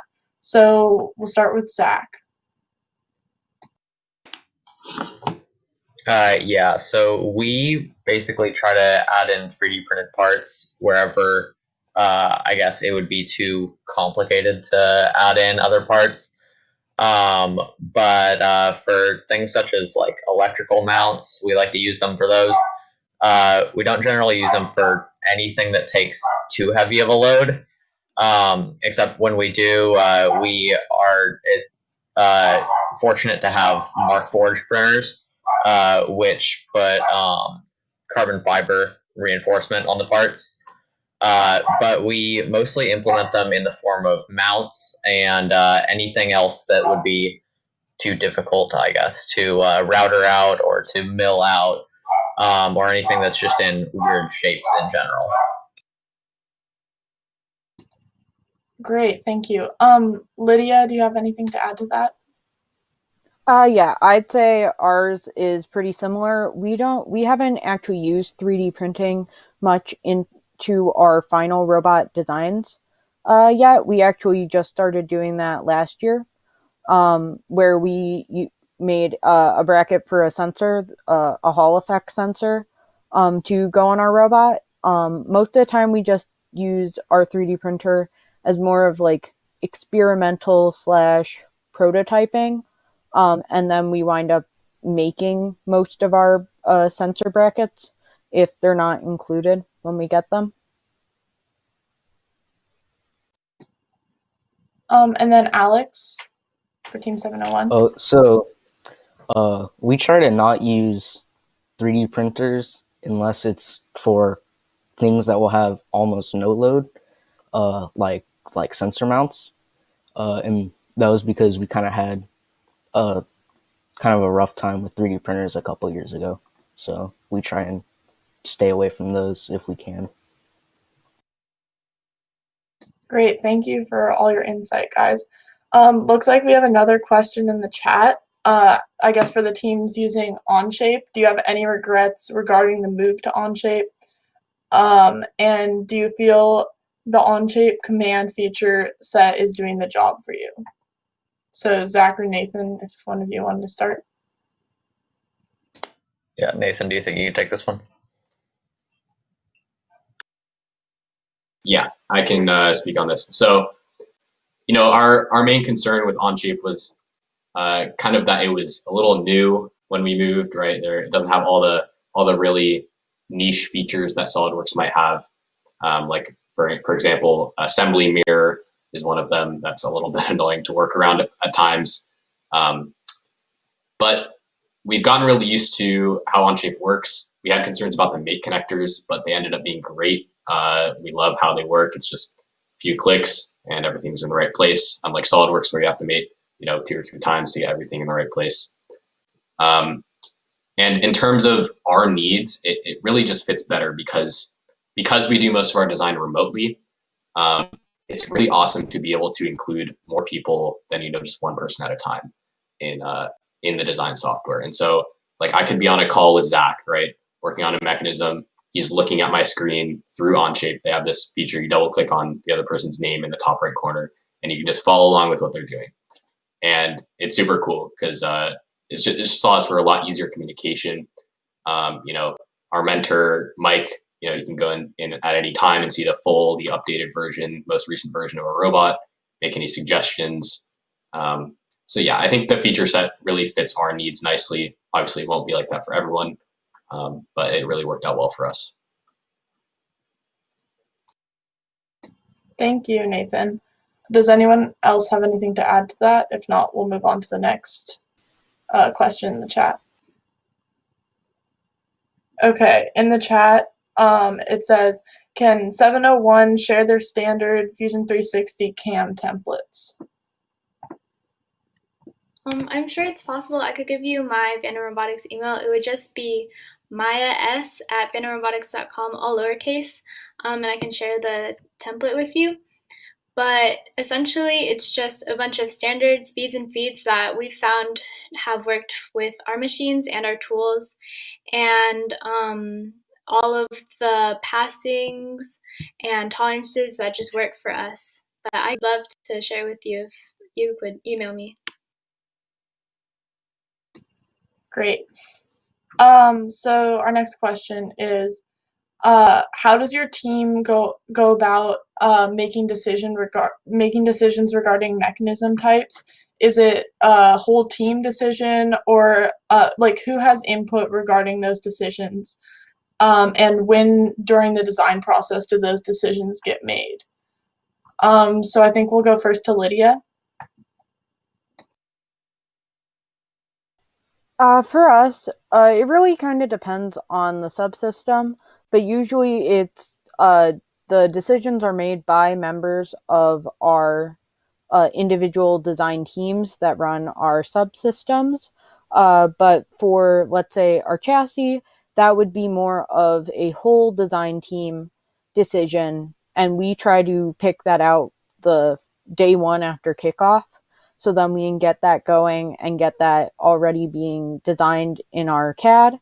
For most other systems, we have a library system where we've have a lot of inspiration and different mechanisms that we've used and found that worked.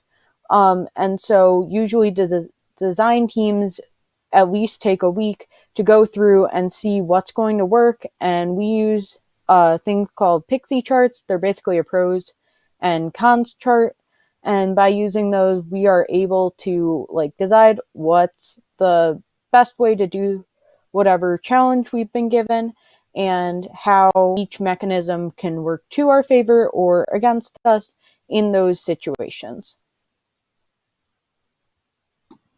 Really interesting. For Thank 16, you. do you want me to talk about it too? Or sorry. Okay. Yeah, for our team, on kickoff, our whole team comes together and we basically talk about what we want to do first, which task we want to accomplish. And then on the second day, we talk about how. We bring up some like design possibilities, basically. And then this goes into our prototyping decisions, into what prototyping groups we decide to make. We decide what kind of thing they want to try out. And then based off of how the prototypes that those groups make, how well they work, then our design team kind of just decides from there on what which mechanisms are going through for each different category, I guess. Yeah, it really is worth noting that the prototyping teams are there to figure out geometry, right? We're there to figure out, do we need a top roller on our shooter? Do we need multiple intake rollers? That sort of thing, right? And where should those be positioned? And then once you have that, it's just a copy paste over in CAD, and the design team is really working on how to integrate everything, how to fit everything together. And so, a lot of that falls on the core designers who are working on some of the bigger mechanisms to communicate a lot about that. And also, obviously, with mentors, there's a lot of knowledge there that we can use as well. So.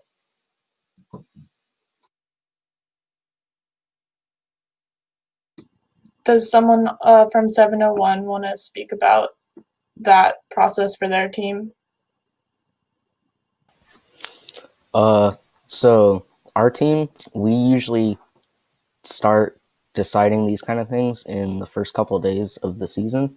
So we talk about like what the pros and cons are as a team, and everyone's involved, and no one really has any more weight than anyone else, because the more you talk about it, the more ideas there's going to be.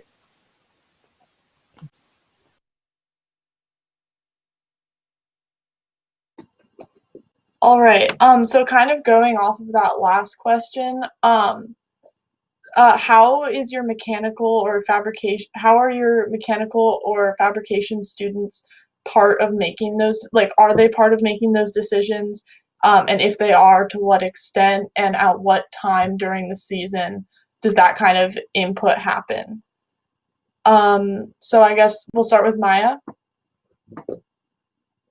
Yeah, so as Alex said, everyone's involved in prototyping, but there's a separation of jobs between design and our manufacturing groups, and a majority of the machinists that operate the machines are actually from our mechanical committee, so they aren't really involved in designing the parts, but everyone still has a role in prototyping. What about for Team 1481, Lydia? For our team, our design and mechanical team are pretty fluid in terms of like what students are on each team. We only have a few students on each team that are like, oh, I'm only going to do CAD or I'm only going to be fabricating.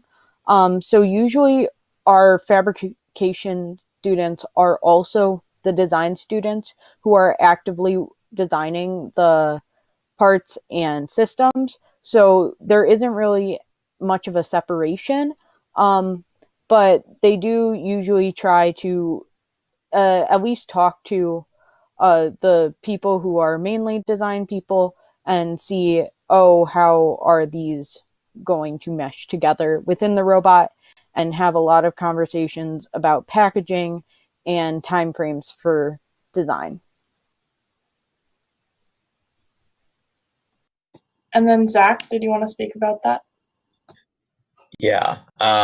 For our fabrication involvement in prototyping is pretty similar to 701's, where basically our fabrication students and our electrical students and design students are all in those prototyping groups together.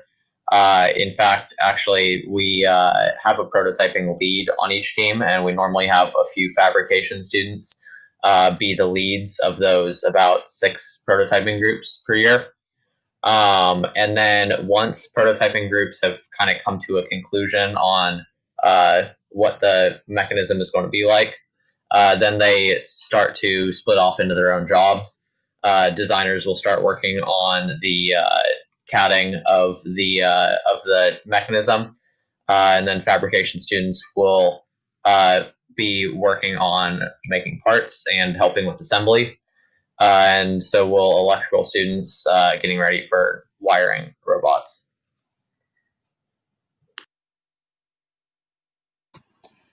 Great. So I think we'll move on to the next question. What does your build season design schedule look like? For example, how much time do you leave for iteration? How many iterations might you make on a mechanism? And how does accounting for that time influence your design or your design process? So can we start with Lydia? Yeah. On 1481, we usually try to have our CAD done by week 3, and then our robot overall finished by week 4, but it usually winds up being week 5 when it's actually completed. But we usually try to have at least 2 iterations for everything. So then we're trying to make sure to test out new ideas and make sure that we're always improving on our current design of the robot. But beyond that, it really depends on the subsystem. For smaller subsystems, they either get done at the very beginning or get moved to sort of the end. So then they are on the back burner while we can focus on the more complex subsystems. Like for the 2020 game, our main forerunners that we were focusing on were our shooter and our climb system. So our color wheel selector wound up getting put on the back and still in design process, but there was less focus and less people focused on that. So then we could focus on the things that were going to take more time and require more people to actually design and then fabricate. And we usually have our prototyping period for all of this be in the first week and a half, 2 weeks. So then we still have enough time to actually input our CAD and then actually fabricate the final designs. And then Zach, do you want to speak about that for 1678? Yeah, so once our prototyping is done, we kind of start moving into the iteration process where designers will start designing out the mechanisms. And we're actually able to iterate really through the whole build season and competition season because of the fact that we make 3 different robots. We make 1 competition one, and then 2 additional robots so that we can be constantly cycling through like having 1 robot in the shop getting iterated on, like getting new mechanism iterations put on, having 1 over for programming to work on autos, and then 1 over maybe for driver practice or for one of the 2 previous jobs. So that allows us to be iterating as much as possible throughout the whole season. I'll add to And then- that we really stress kind of pushing 1 robot out as fast as possible. And so we know this first robot that we kind of CAD out and detail out is not going to be our final one. And this is a really important step of our process. By week 4, we have a fully functioning robot. We put out our reveal video. That robot is nowhere near competition ready, but we've it's a proof of concept, and it's a really surefire way to make sure we catch anything that we didn't realize during prototyping, right? And so after we get that out, it's like a hairball. We just spit it out, right? And then we can move on and get to the better stuff in our competition robot. Great. And then Alex, did you want to talk about that?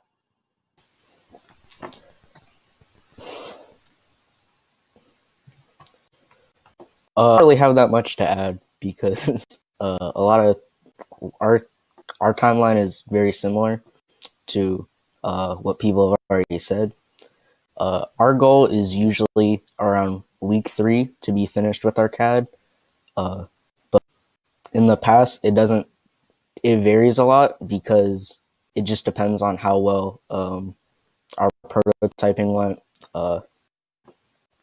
how many iterations we need to do. It just depends on what the subsystem is. Our intake last year, we had 13 iterations, but I think our shooter only had like 3 or 4. So it really just depends on what the subsystem is and how, I don't know, how much you need to tweak it. Yeah, that definitely makes sense.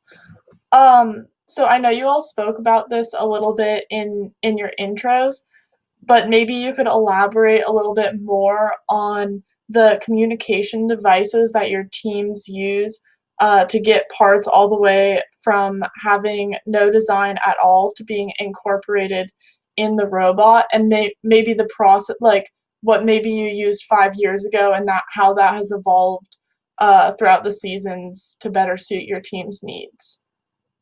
Maybe we could start, Zach.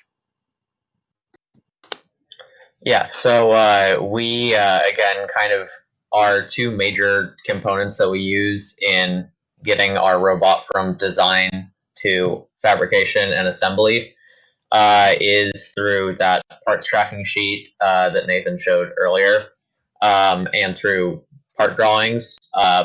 So pretty much we, our designers are able to convert the parts really into just numbering them off, so we have a good list of all of them, and then we're able to manage all of our part drawings, which are how we actually take the dimensions of those parts in CAD and turn them into something that can be machined, and something that has material listed and all that.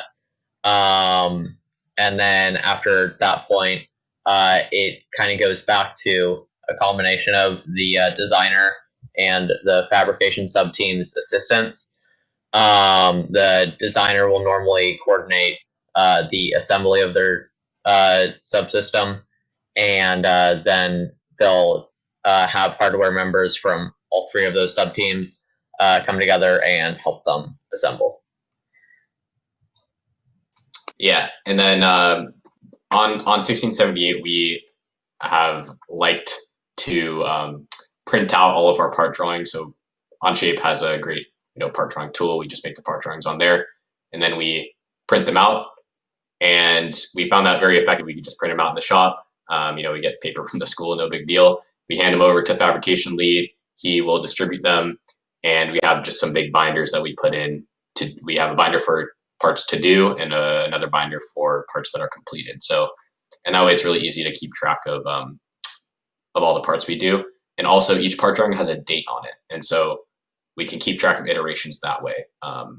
If we have to remake a part or something like that, it's really easy to, know which one we made when. And then Lydia? Ours is actually pretty similar to that.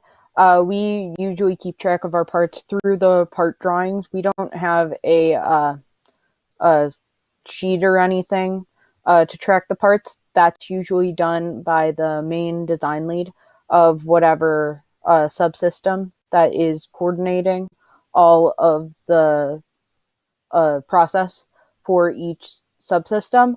But we use our parts tracking, not parts tracking, the parts drawings to be able to tell what parts have been made by marking off on the parts, and then the lead will usually keep those and keep track of what parts need to be made and what parts have already been made.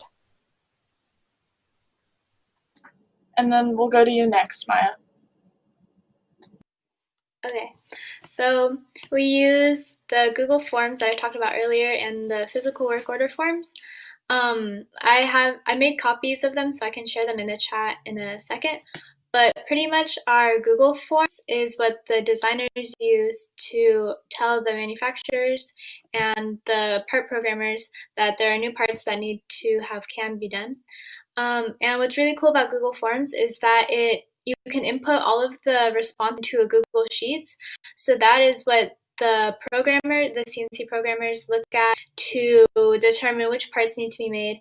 And we asked for like specifications such as the end location, or like what intake or subsystem it's a part of, and the date that it needs to be finished by.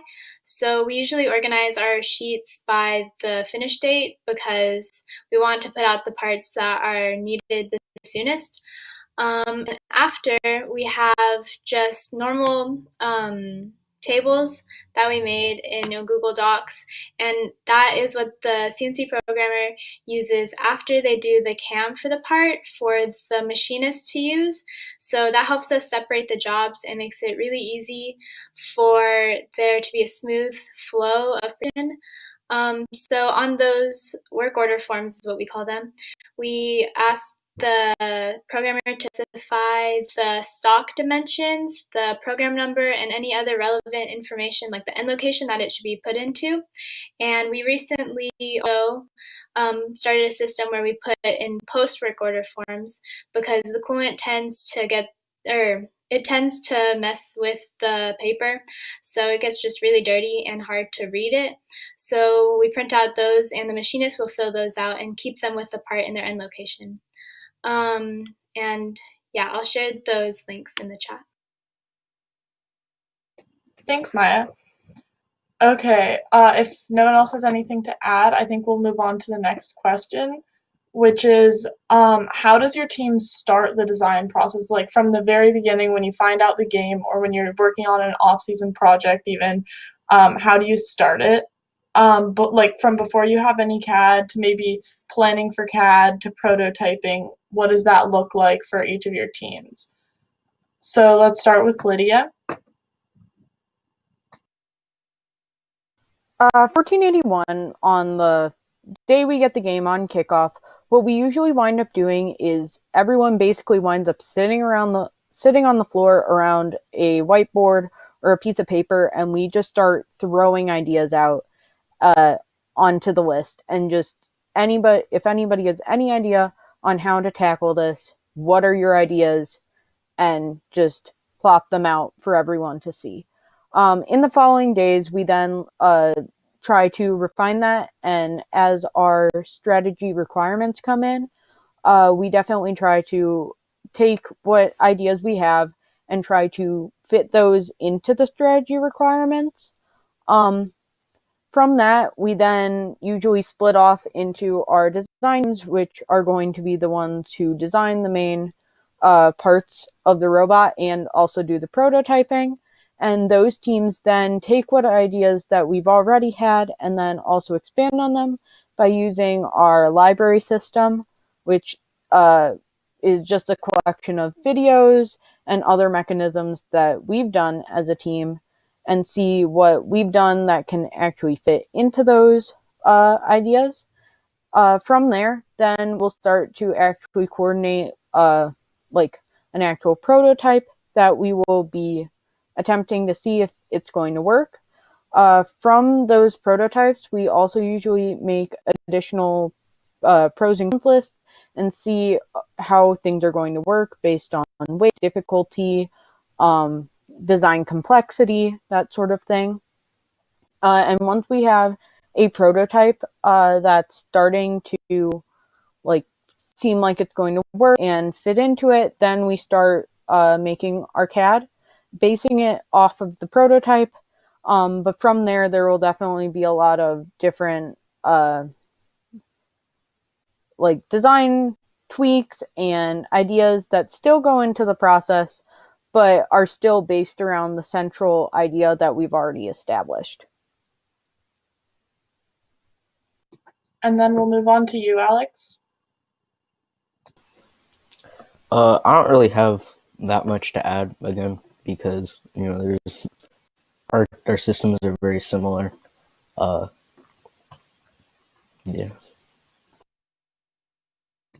Okay, and then Zach. Yeah, we start off in a pretty similar way to what Lydia said, where our whole team kind of gathers around a whiteboard and we talk about what we're going to do and then how we're going to do it, which kind of starts us to throw out these design concepts. During this time, I guess over the first couple days, normally the design lead will make a Crayola sketch of the robot, the sketch that throws together the ideas that we have into something that feasibly works within the dimensions that we have. And then we work from there in deciding what mechanisms we want to try out, which then feeds into the prototyping process that I have described earlier. Yeah. I can show off some of those Crayola models. That'll be valuable. Let's jump to the screen share. All right, awesome. So this is like day 4 or 5, just preliminary sketches. You might be a little surprised here. You see we modeled a tall bot to begin with. This is what we thought we were going to go for. It looks a lot like 973's final robot. The main issue here was the climber for us. So we talked through the hows. We didn't really see how we were going to fit a climber under the trench run. As soon as we came up with our folding design that went on our final robot, we were like, okay, we have no reason to go tall now. We know how we're going to package this. And so at that point, I threw together this quick model here. This is just a very, rough idea of how everything fit together. But you can see as soon as I throw into assembly, just grab a drivetrain. It doesn't have to be the one from the year you're working with. It can be a past drivetrain. Throw everything on it. And you can see this looks a lot like the final product of our robot. And this was, halfway through week 2, maybe. And we pretty much knew exactly the direction we were going in from here. So it really is the design team's job. This is really how the full design gets started. It's just throwing things together, making sure your packaging is going to work based on what you find in your prototyping and what you feel confident in accomplishing. So.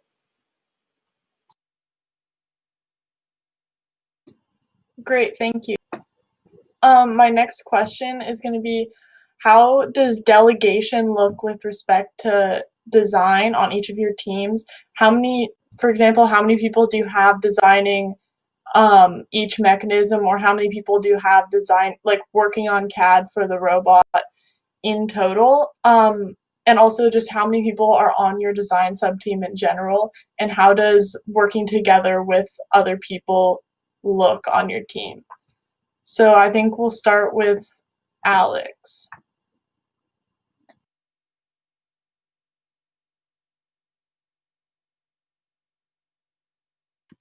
Oh, he Okay, just it told looks me like that Alex. his power. Yeah.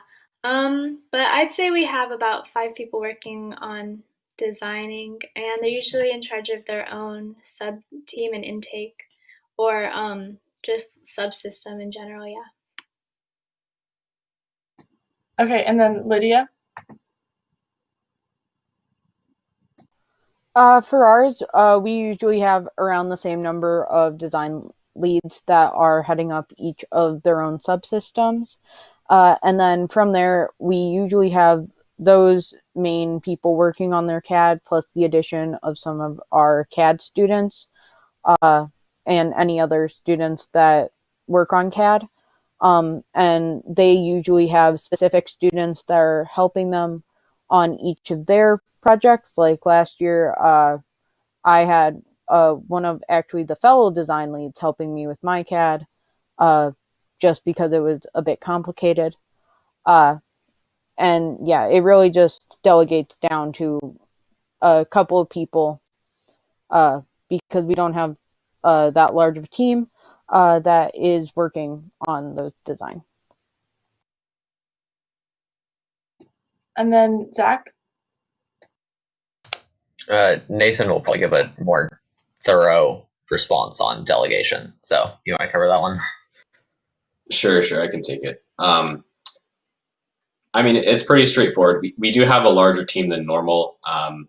The design team this year was about 15 students, and so it's quite hard to give equal work because of that. Obviously, we try to prioritize, the things that need to get done fast to the more experienced members, and it is we can delegate a lot of the like smaller details, like the 3D printed parts for mounts or spacers or shafts or part drawings, toolpaths, that sort of thing. And it's really about getting new members kind of involved in the process to where they can pick up in following years. So that's kind of how the delegation works. We have some core designers that really figure out the details, the geometry of each mechanism, and then we can kind of tie the new members into that with more of the detail work. Great, thank you. The next question is going to be, how do you prioritize different mechanisms? How do you decide what needs to be worked on first, or at a specific meeting even? How do you decide what's going to be worked on that day, or what is most important to be working on? So I'll go to Alex first. So we determine our priority list at the very beginning when we're figuring out our what's in our hows. That's one of the first things that we talk about is we talk about every method to score, and then we determine how much we need to focus on it. So obviously things that are low scoring usually have lower priority. And sometimes one subsystem can have multiple ways to score too. So that factors into what we decide to forward with that subsystem. Great. And then Zach, do you have any insight on that for 1678? Sorry, can I actually direct this one over to Nathan too? Yeah, for sure. You take this one, Zach. You take this one. Unless you really want me to take it. Yeah, sorry, can you take it? Yeah, what was the question? The question was, how do you prioritize like what mechanisms your team needs to be focusing on first? Or what like in terms of the span of build season, what needs to be worked on starting like week 2 and what can be left for a little later in the season? Right. Okay. So we always on 1678 we try to have our drivetrain done immediately within the first week, and so that really allows for some clarity, right? We get that done and we can build off of that. We don't have to be worrying about what we're going to mount things to. We have our drivetrain kind of figured out right away. Historically, we've always gone with West Coast. That's what we went with this year. That's bound to change at some point, but it hasn't yet. So we knew we were either doing Swerve or a West Coast drive this year. And as soon as we saw the game, we were like, okay, we're probably going to do a turret. So let's just go with West Coast drive. And it was a super simple drivetrain. We used West Coast products, gearboxes, just super easy design. And we were able to have that right out of the way. And that really allows us to focus on the more complex mechanisms that go on top of the drivetrain. And so it really starts with, you have to figure out which mechanisms are going to kind of define what's around them, right? And so in our case this year, it was the turret and our indexer, right? Everything has to kind of fit around those. And so after the drivetrain, really the first mechanism that I started getting designed was the turret and the indexer.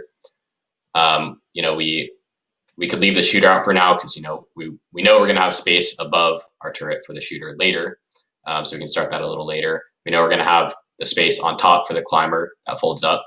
So as long as we know how it's going to look, we can start with the more central items and kind of figure out how everything is going to fit around it afterwards. If that makes sense. As an example of that, I guess too, off of our Wheel of Doom, off of our indexer, and off of that turret, and the climber structure, just how that kind of defined everything on the robot, made it so that we ended up really working our intake, the dimensions of the intake and how that would fold up around everything else. We worked the control panel mechanism to be something that would have its dimensions work off of those dimensions. So I guess that's just one more thing on prioritization. And then Lydia? What we do is very similar to what other people have said. But another thing that we really like to focus on when we're doing our priorities, in addition to point scoring and stuff, is how we can integrate subsystems into each other. A really good example of this is our 2019 robot. In 2019, we were actually able to combine our mechanism for picking up both balls and the cargo hatches that were used in the 2019 game.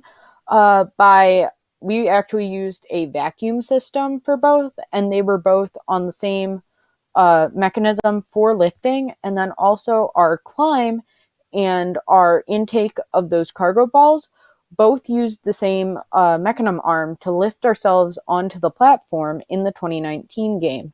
And so by seeing what priorities we have, then we were able to realize, oh, hey, these things that we are trying to make sure that we have, they still have the same function, and these already existing ideas can go off of what we've already decided that we needed and been able to actually create a space saver.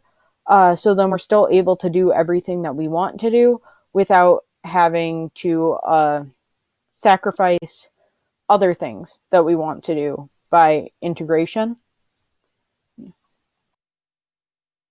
Very interesting. Thank you, guys. It looks like we have time for one more question, just really quick. So the last question is going to be, what is the transition on your team from prototyping to CAD look like? For example, do you usually have the same person leading the prototyping as you have working on the CAD for each mechanism, or are they separate people, and how do they communicate what needs to be happening for that mechanism? So I think I'll go to Zach first for this one. Yeah, for the most part, we try to have our core designers be prototyping leads. We have these prototyping groups figured out like a little bit before build season. And we make sure that our core designers are prototyping leads of whichever group they're in, just to make it a little bit easier so that there's less needed communication in transferring over that prototype into CAD. But then since we don't have as many core designers as prototyping groups, then we'll also throw in additional designers or fabrication members or even electrical members as the leads to the rest of those groups. For example, this year we had a fabrication student was the prototyping lead of our control panel mechanism, and then he handed that off to one of our designers, and she worked on that for the rest of the build season. And so, yeah, it's mostly just strong communication between those two in the teams that aren't that don't have the core designer being a prototyping lead. Also, on the communication side of that, we try to be really organized about how we record tests and versions of each prototype, right? So we have maybe a document per prototype, and we just, we'll this year we tried to do like a kind of like a diary entry sort of thing where we would write down the date, what changed, what did we try, include some pictures, maybe take a tape measure, take some pictures of where, if we're working on intake, right, we take some pictures of the dimensions of the placements of the rollers. So it's that sort of thing that really helps down the line when you're trying to transfer all of this stuff into CAD. Okay, thank you everyone very much. I think we're pretty much out of time for this panel. Thank you to all the panelists and all the people who have been listening. So I think we're about done. Thank you very much.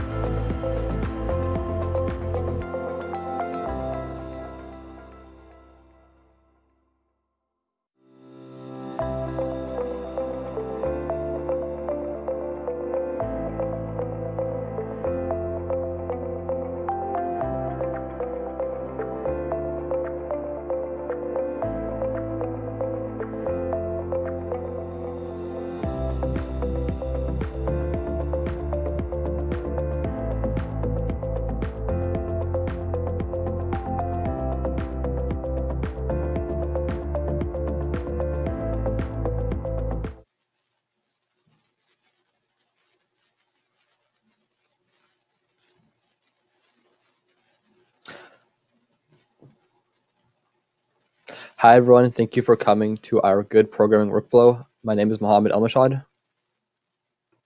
And my name is Apoorv Mishra. My name is George Brodowski. I'm going to be the moderator today. If you have any questions, just put them in the YouTube live stream chat, and we'll try to answer all of them at the end during our Q&A session.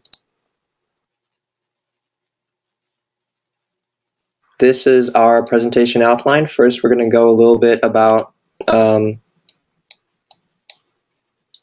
source control. Then we're going to go over Git. Then we're going to talk about GitHub and code review. Then CI tools, and finally resources.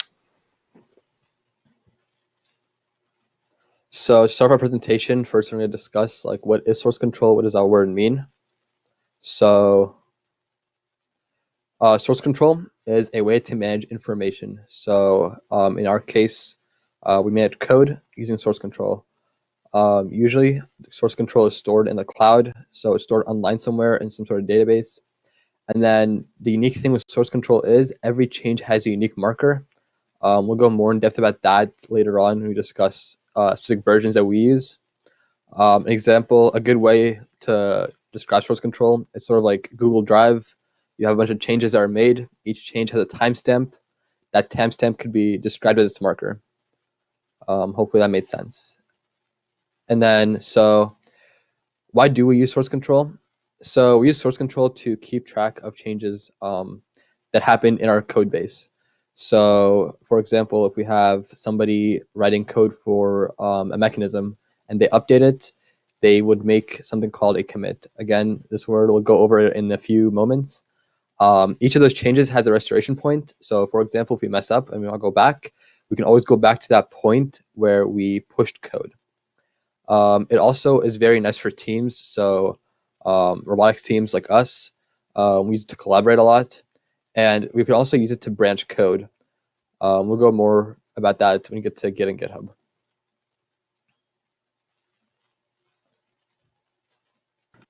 All right, so now we're going to be discussing Git. Git is something that 1678 uses for all of our coding. And yeah, so let's jump into it. So Git is a tool that is used to manage source control, just like Mohammed just mentioned. It's a really useful tool for managing your code and everything. It is in fact used by most big companies. You know, you have Google, Microsoft, Facebook, Twitter. All these companies use Git. So not only is it a really effective tool for us to use on our own for source control, but it's something that will definitely help you in the future if you're familiar and learn it now. So some of the most, like basic and important commands in Git are adding, committing, and pushing. So adding basically allows Git to track your code. So basically, if you make changes in a file and then you add that file, then it allows Git to, track it. Committing actually gives it a marker. So, you have a set of changes, you've added it to your path, and now you commit those changes, right? So now you've basically assigned a marker to those changes, and if you ever need to refer back to those changes, then you go to that commit message, and that commit is what is used to find those changes. Pushing is basically where you actually update your remote repository using the changes that you have. So now you have all these changes that you've added on your local repository. You've created a commit message, right, to mark those changes, and now you push it. So you actually update the repository upon which your code is stored. And yeah, essentially that's how it works. So a really important part that goes along with, Git adding, committing, and pushing is using branches in Git. So basically, branching is something that you use to split off from other code when you are working on multiple lines of development. Branching is especially important in, like team collaborative settings, because if you have, multiple facets of a repository that you want to be working on at once, you want to make sure that everybody can work on essentially their own copy of the code before merging it into your master code base. we do this a lot when we're working on, for example, different subsystems, right? We don't want to write each subsystem one by one, but if you create a separate branch for your subsystem, then you can work on it on essentially your own copy of the repository, and then use that different line of development. The diagram here gives you a bit of an example of how branching works. So you can see here that you have a little feature, right? That if your blue is the master line of development, right? You branch off to work on a little feature, okay? And then you can branch off another time to work on a big feature. Notice that these are two separate lines that you're using to work on your feature before you will integrate it back into your main line of development. And that is essentially what branching is. So our next few commands to go over are git clone, git fetch, and git pull. So cloning is essentially a command you use when you first create a repository or you want to first start working on it. And it essentially copies your repository down onto your local computer where you are writing it and where you are writing code to update your repository, right? And so once you have this repository, then now you can write code, make changes, add those changes, commit, and push. But while cloning is essentially getting that first original copy of your repository, fetching and pulling are what you use to update your local code itself from the repository that you might have on GitHub, right? So fetching itself simply updates your branches, okay? So it basically lets you know what changes that you have on your local code that what changes that you don't have on your local code that you do have where your repository is actually stored. And being able to fetch thus updates your your local code, so you're aware of the changes that there are to be made. Pulling essentially fetches and then merges those changes into your current version of the code on your computer. So it essentially is the difference between fetch and pull thus becomes that while fetching simply retrieves the changes from your master repository, pulling is what is actually used to merge those changes in right away into your local code.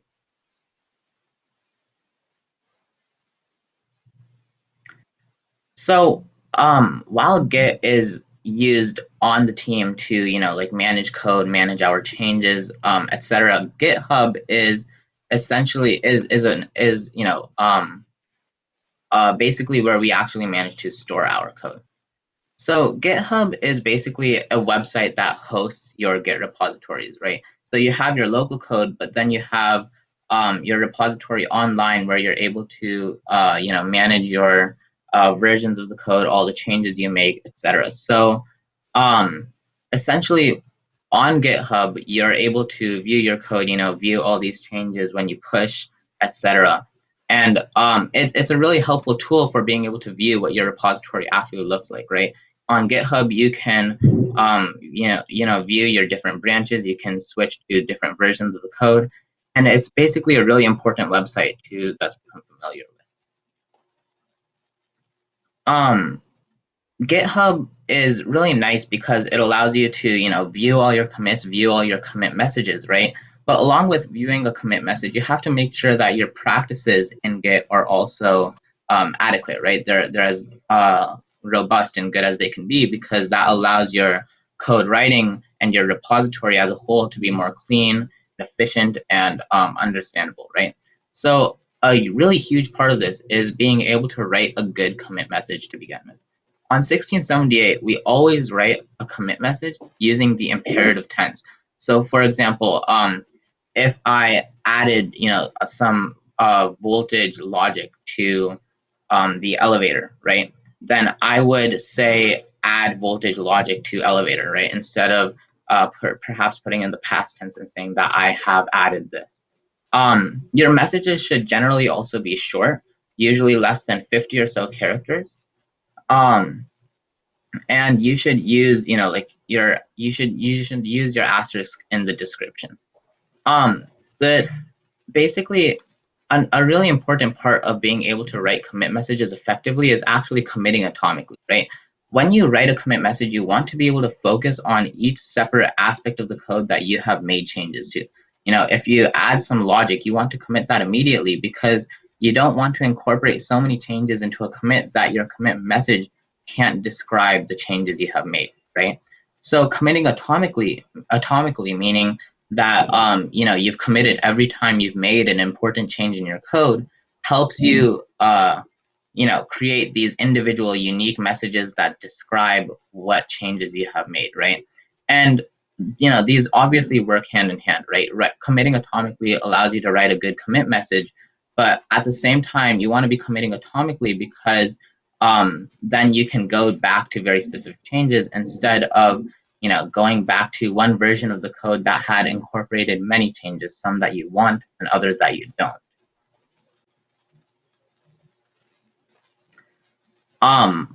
On GitHub, a really important thing that you can do and a really useful thing for our team is creating a pull request, right?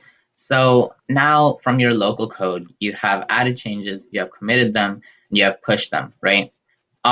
But when you want to actually, take your branch, right, take your line of development and finish it, right, so you can merge it with your master code, it's a really good practice to create a pull request to do so. A pull request is essentially a request that says, okay, I want to merge from my line of development into the master code. And it essentially creates this review that you can use, right? So when you create a PR for every feature, it's really important because it helps you avoid having too many parts of the code to review at once. But it's really nice because you can make sure that all the code that you are merging is exactly what you want to merge, right? You're not accidentally updating your code base with things that you don't want that you can't easily get rid of. So being able to have a pull request for every feature and then have substantial reviews on that code is a really good practice to have. And yeah.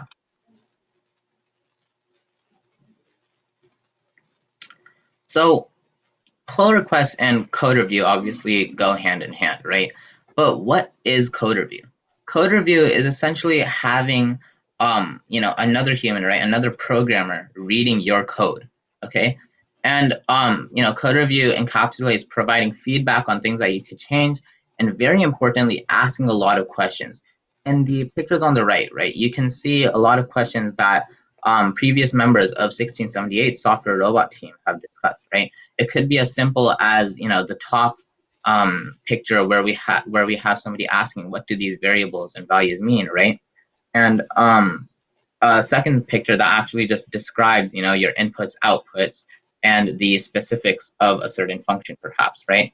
But being able to ask these questions allows everybody to look more closely at the code to ensure that the logic is correct, that the values for different variables are correct, that you aren't essentially messing something up that you weren't able to track or weren't able to catch before it became part of your master code base, right? At the same time, of course, you want to provide feedback, right? This feedback could be about the actual logic of perhaps a subsystem mechanism, right?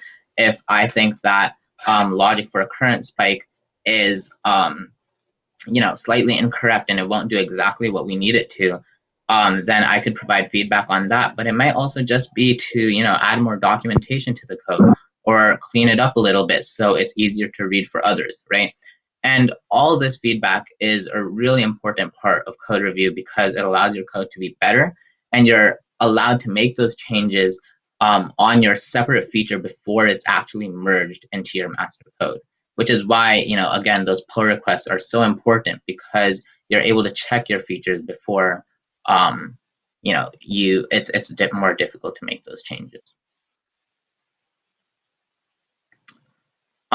Yeah, and so, discussing more about the importance of code review, we've discussed now that it really helps you catch, your logic mistakes, right? So again, another example is making sure that you're working in degrees and not radians, right? That you have the correct units for some variable. But at the same time, from a more holistic point of view, code review is really important because it allows for better understanding and practices on your subteam as a whole, right?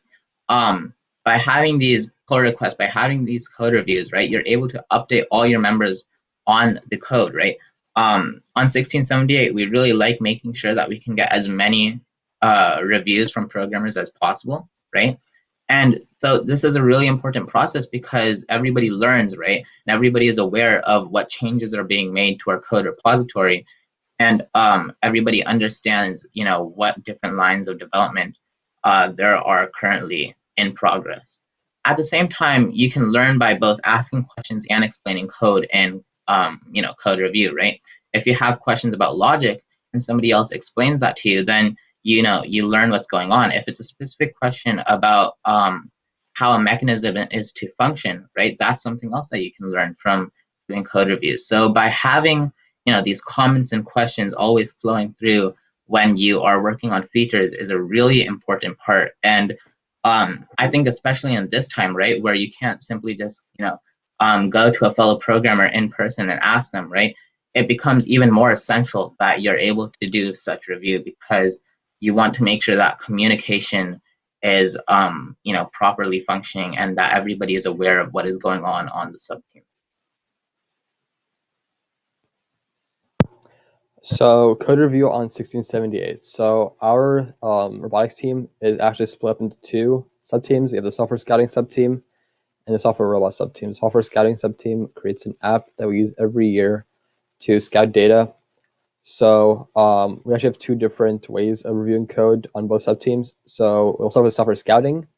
Software scouting requires a peer review. So basically they have different app groups because they have different, they have a back end, a front end, they have a database team. Basically, so the peer review is there to explain the code. When you're reviewing this code with the peer might not necessarily know the same language, but it helps you basically explain your logic, explain the code in a way that anyone can understand it, even if they don't program in the same language. A buddy review is a review from a developer in your app group. So if you're working on the front end, a second front end developer would review your code for a software scouting repo. On software robot, it's kind of different. So on software robot, we require 2 reviews at least. Those 2 must have 2 veterans at least. So like you want 2 veterans to review the PR before it gets merged. Every pull request should have a test. So test-driven development is something we use on our subteam. And the subteam lead, so the software robot subteam lead, has to approve the merge before it gets merged. The lead doesn't necessarily have to merge it themselves, but just as long as it's approved, the lead knows what's getting managed in the code base. And there's always that one point of reference that knows exactly what happened in the code base.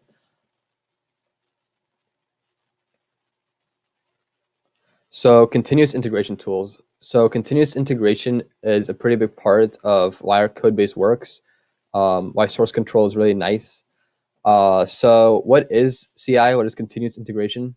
So basically it's an automated test that builds your code. And if you have any tests, it also runs them for you.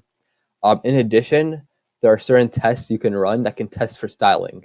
For example, in C++, there is a test you can run to make sure that you follow the Google style guide. In addition to all of this is all hosted on a server. So your code gets pushed to GitHub. It gets sent to that server. It gets run, built, tested, and then the server returns whether all your tests failed or passed or failed. If they passed, there'll be a little green check mark in GitHub. That's how our GitHub works. I'll go over more in a second. So why we use continuous integration. So as I mentioned before, the tests make sure that everything is uniform with style tests. In addition, it makes sure that all the tests works, all the code works. Any test you have works. It's just an extra layer of security that we have to make sure that anything that gets merged into our code base works. You don't want to have a code base that everyone uses that doesn't compile. That causes a headache. It's a pain to fix, and especially if it's noticed very late, it's just painful to fix. So the whole continuous integration cycle. So first, the user writes code, they build it on their local computer, they send it to Git. From there, it gets built onto the continuous integration server. It gets built, tested, and then it returns whether it failed or passed. And then if it failed, it might run it again if you have it configured to that. If not, it'll return a fail. On our subteam, if the CI fails, the code cannot get merged unless the subteam lead does it with a force merge.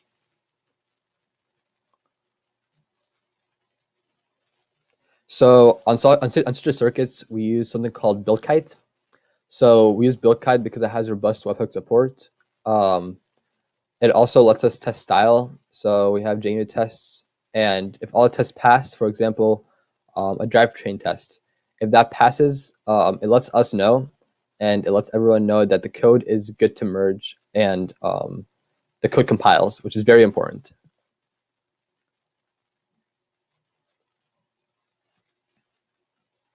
So code practice.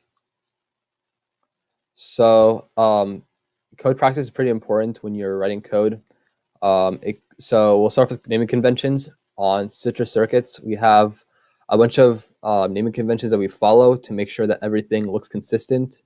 It keeps continuity. It keeps the code uniform.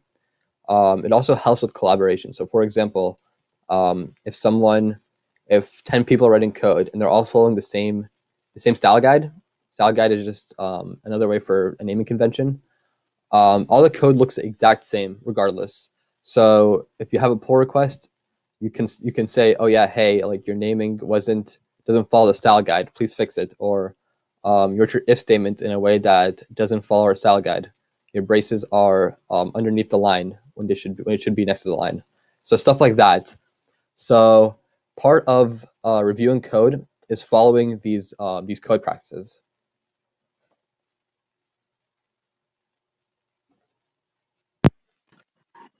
So on 1678, the bring up process is really important to be done as a multi-step process. And frankly, bring up should always be done as a multi-step process because, for one, everybody's worked really hard on this mechanism, right? We want to make sure that we're able to use it correctly and nothing goes very wrong in our first bit of testing, right? And at the same time, we also want to make sure that everybody around the robot is completely safe, right? So one of the most important parts of bring up is making sure that you begin your testing of a mechanism with low voltage. Okay. If you don't have low voltage to begin with for a mechanism, right, and it does something that you don't want it to do, right, you could obviously cause severe damage to the mechanism or anybody that might be around the robot, right? If you have, for example, in 2019, a really important part about the bring up of our arm was that we had to make sure that it was low voltage. So if we were testing logic where our arm was to pass through the frame of our robot, we didn't accidentally hit the limelight that was at the top of our frame. And starting off really low voltage to make sure that, even if there is an error with our code logic or anything, being able to make sure that you're starting low voltage ensures that even if there is a mistake, you can catch it quickly and everything is still under control. Something that goes hand in hand with working with voltage and etc. is making sure that you move from simple logic to complicated logic when you are doing your mechanism bring up, right? You want to first be able to make sure that you're testing the smaller parts of the mechanism, right? Just the opening and closing of a claw, for example, before you jump right into actually passing an arm through the entire robot, right? And being able to work on this step-by-step process also ensures that you can single out, any issues that you may find, right? By working on each individual part of a mechanism, working step-by-step through the bring up of something ensures that if there is a problem, you can be aware of it right away and you can fix it before you move on, because you don't want these issues to compound, right? You don't want there to be a problem with the proxy, for example, in your intake and something else that you can't manage to find because you didn't go step by step through the entire process, right? And a really important thing to think about throughout all of this, right, is again just you want to make sure that everybody around you is safe, right? If you're working on an elevator, you want to make sure it is low voltage and you are moving from the simple to more complicated logic step by step, right? And building up, your testing to make sure that nobody is hurt around you. And doing this is really important for the overall success of a mechanism too, because you want to be able to ensure that it's doing exactly what you want, and you can again single out these problems when you need to. So discussing mechanisms, right, something really important to think about when you are writing code is how you can automate tasks that you are going to need to complete. For example, when right after we have our kickoff and whatever, right, 1678 programmers start working immediately on writing our subsystems, right, or at least formulating the idea of what each subsystem on our robot is supposed to be doing. And something really important to think about throughout the entire season is making sure that you can automate tasks for each separate mechanism, so you aren't creating a more strenuous load for your operator to be able to control. The GIF on the left here is actually our 2019 climb for our 1678 robot, and I think this is a really good example of how you can automate tasks, right? In 2019, we didn't want the operator to have to balance and figure out exactly which height they should be at on their own, because one, that would take a lot of time in an actual match, right? And two, we want to make sure that the task was actually completed. If in a rush the operator was not able to bring it to exactly the right height, then we could have our robot tip over, we could have it go too far and have part of the mechanism break. And these are all things, right, that you don't want to have at risk, right? So by providing a safe contingency, by automating that task to begin with, it becomes really important, and it becomes really useful for the operator, because with the press of one or two buttons, you can do each of these tasks, right? You can press one button on a controller and that will move it to the height you need it to. And I would like to stress again that task efficiency is far better when you have these automated tasks, because you are able to test exactly what your mechanism is to do, and exactly what with at what rate, like what's the rate at which your mechanism is going to be completing a task. And you can, if you have that task automated, then you can actually hone down on that time and see whether you can do something faster and faster. You can up the voltage or do something else to see if that task could be completed faster. Along with this, again, testing is key for consistency of the mechanism and the task that you are trying to do overall, right? Again, with the 2019 climb, right? Because we were able to automate it and test it a bunch, we were able to make sure that it worked consistently every time.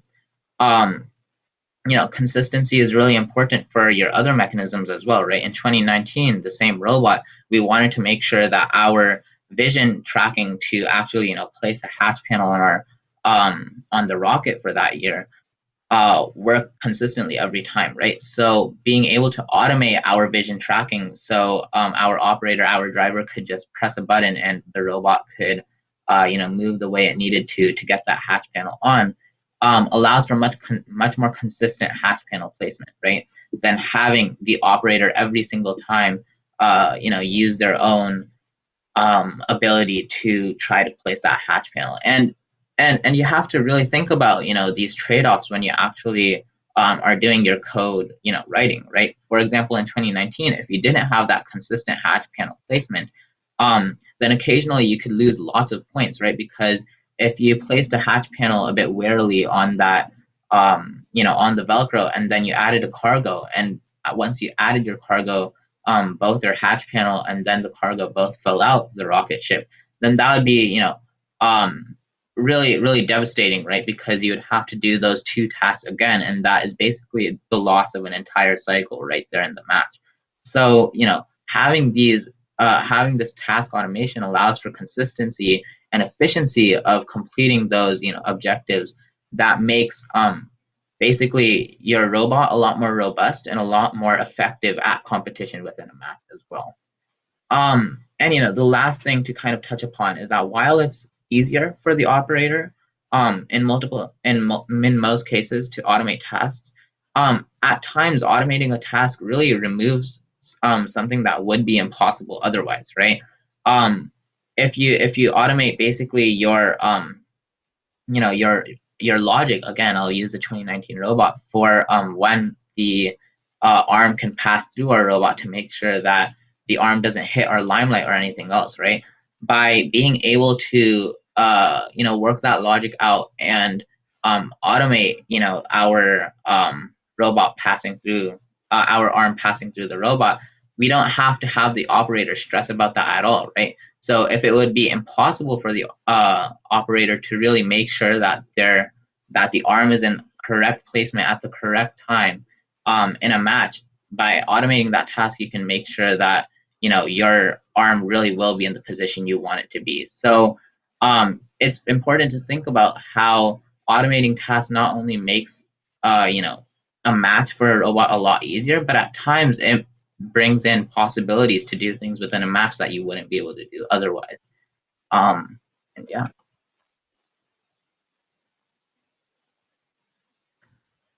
So something really important that comes through with all of this, right? With your bring up process, with your task automation, and writing code in general is how to actually troubleshoot your code, right? Everybody is going to have a lot of mistakes that they catch in their code, a lot of different issues to handle, and there are a lot of different more simple devices even that you could use to do such troubleshooting for a mechanism or on your robot in general.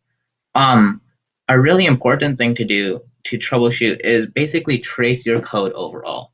And what I mean by tracing your code is being able to understand what variables are being used where, what functions are being called at what point in time, and what the value, for example, of the proxy on a mechanism at a certain point in time is. So a really important and simple tool to use in tracing your code is using print statements, right? If you don't know what the value of, for example, your arm voltage is at a given time, then you should just print it out, right? And you should see whether it is what you want it to be or if it isn't, right? You could print out the status of a proxy to see if it's being triggered or not, right? And having these print statements all throughout your code when you're doing testing, or adding a print statement in to see what the status of a mechanism is at a certain point in time in your bring up is really helpful for being able to do this troubleshooting, right? But another important thing to really be sure of and think about actually goes back to the beginning of this presentation when we were talking about Git and GitHub, right? A really cool thing about writing your commit messages and pushing and doing atomic committing, right, as we discussed, and essentially the importance of those things is that it allows you to revert back to a working copy if you ever need it, right? If I find a mistake in the logic that I induced while doing bring up, right, and I don't remember exactly what logic I was using before on a mechanism, then I don't need to worry about it because I know that I have that logic in a commit message, and I can just revert back to that hash to go back to that working copy, right? And this is really important because not only does it allow you to test and make sure that your code isn't being lost, but at the same time, it allows you to have robust testing where you're not going to mess something up with a repository that you won't be able to fix. And so that gives you a lot of more leeway in being able to do the work you want to do with your mechanism, right? And because of that, it's really important again to have these commit messages because if I was working on some logic for the climber and the climber height, and I don't remember what height I was using for even just a variable value, right, in my current code, then being able to know the commit in which I made that exact change for that variable becomes really important because I don't want to have to shift through all this code to find what value for that height actually worked.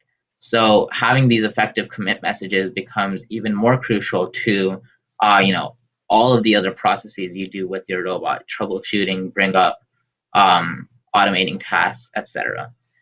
And this is a bit more of an unfortunate point to make, but if you really are facing problems with your mechanism that you can't fix, that you can't find an answer to, then at a certain point in time, it might become more effective to just start over, right?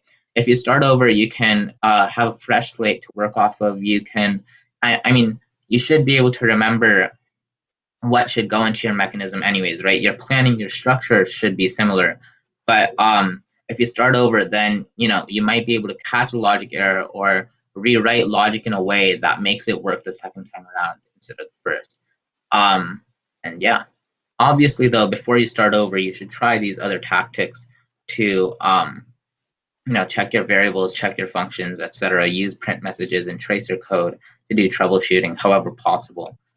Because you will definitely be able to have help in finding a problem that way. And I think the last important one of the last important points I'd like to make about troubleshooting overall is the use of something like a shuffleboard on your driver station, right?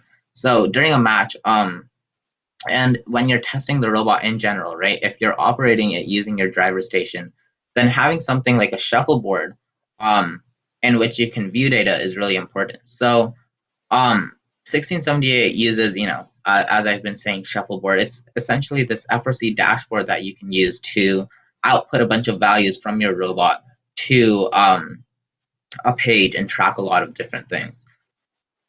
So the shuffleboard is really important because it acts as a really good debugging tool, right? If you're not sure about whether your motor is providing adequate power, then as you can kind of see here, you can plot those values, right? You can see if there's current spikes, for example, going on, etc. by outputting those values onto a dashboard from which you can view values, right?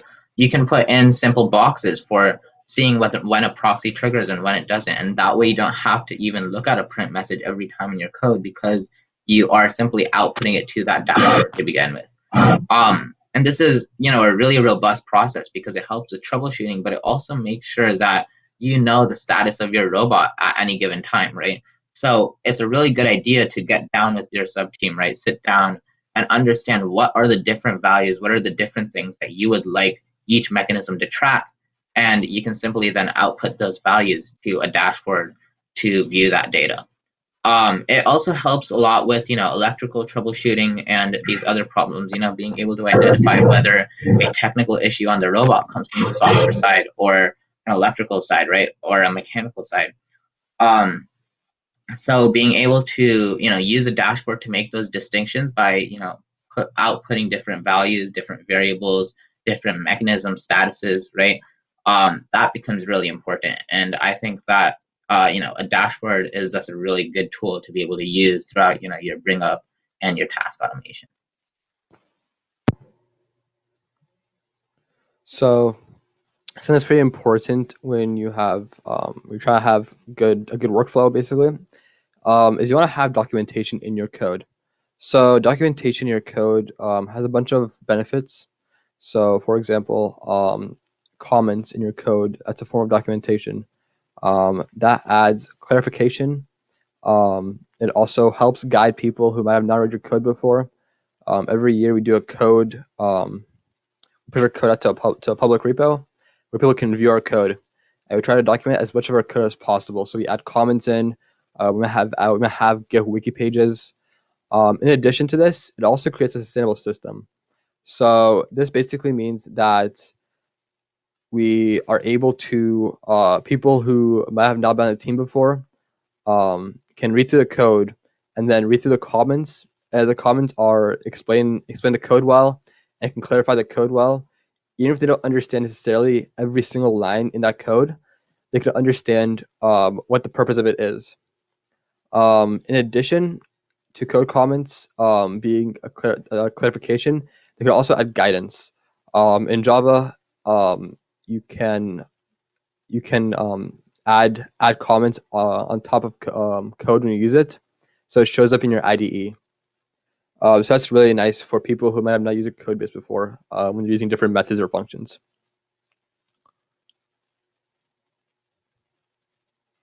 So control and robotics. So control is something that's really important when you're writing code. When you control a robot, you never want to base it off just voltage.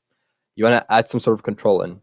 So on such circuits, we use something called PID. That stands for proportional, integral, and derivative. That controls the voltage of the robot. So proportional basically gives. So there's an error, right? There's where you are and a goal. Then there's an error in between. So how far you are away from the goal. Based off that error, you're going to give it a proportional amount of voltage to control it. Then based off your derivative of that, so your change, you want to add a factor on top of that, add a gain. So there's a P gain, an I gain, and a D. It's a P gain, an I gain, and a D gain. Each of those gains contribute to controlling the voltage of that mechanism. Using PID, you have an efficient and reliable system that gets to a goal in the fastest amount of time. So on the right, there's a GIF.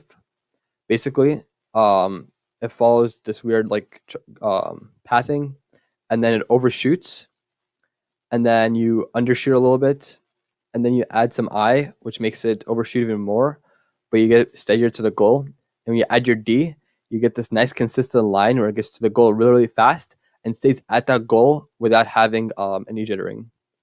Another thing about PID, especially in FRC, is that the CTRE and rev controllers have them built in with methods that you can use in your code. So if you don't want to have your own implementation, you could just use the ones that are built into CTRE and rev.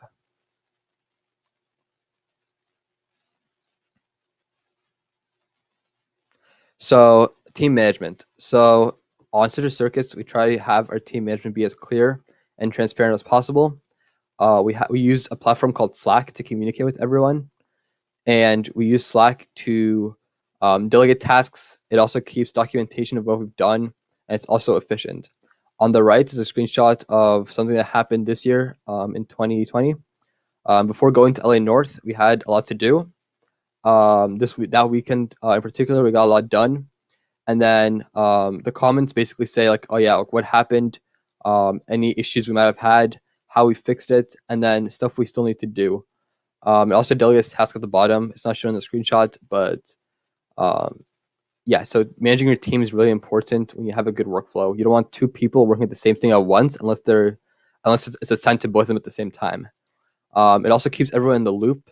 So when you send out a message like the one on the right, everyone reads over it. Everyone understands what happened. They also could learn from it. Like, oh yeah, we changed the code because this didn't work, and you explain why. For example, the climber testing. At the very bottom, it says we automated the buddy and solo climb, and then we found the height presets. That lets everyone on the team know that now when you're climbing, that's automated.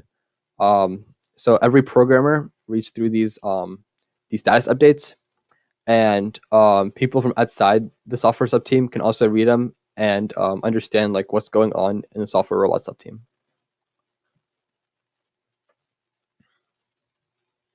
So here are some resources that you can use that we found pretty helpful. The first one, try.github.io, just goes over a bunch of Git commands. Our code release can be found at github.com/frc1678. If you want to learn how to branch, a really nice website for that is learngitbranching.js.org. That's basically an interactive Git branching That's an interactive practice for using Git. And then if you want to learn more about control, one of our alumni, Wesley, has a blog post, and the URL at the bottom.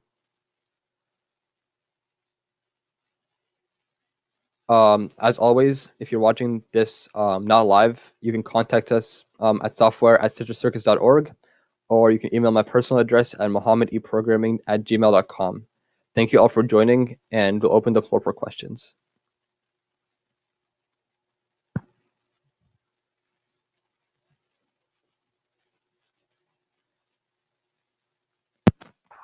So looks like we only have one question right now. The question is, what's the difference between push and commit? So the important difference between pushing and committing is that you can make, for one, you can make multiple commit messages within one push. But essentially what committing does is add a marker to a set of changes that you make, right? So if you change one thing in your system, right, in your subsystem, in your code, then you can add a commit for those changes, right? And that marker basically labels those changes and says, okay, at this point in time in the code, these are the changes that we have made, okay? But usually you don't need to push for every single commit, even though it isn't a bad idea to do so, right? You want to update your repository.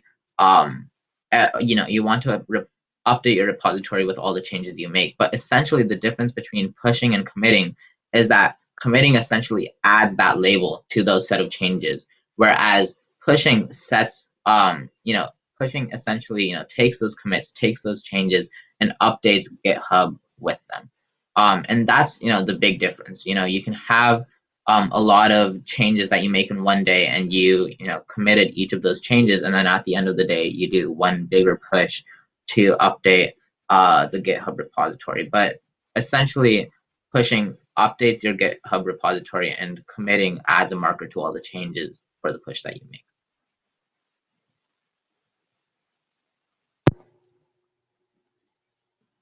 So think of committing. Someone just asked if. I was gonna add on last point. Sorry, you can think of committing. Okay. Think of committing as giving your set of changes just a marker, and then when you push, you send it to the cloud. You send it to just a Git cloud, basically. So it's off your local computer and in the cloud now. That's just the main distinction, is one gives it a marker and one pushes it to the cloud. And when you push, any commit, if you have like 10 commits that haven't been pushed, all of those get pushed at the same time, unless you use specific extra commands.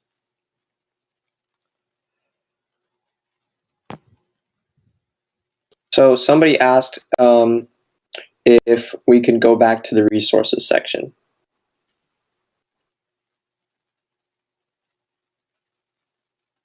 Yeah, for sure.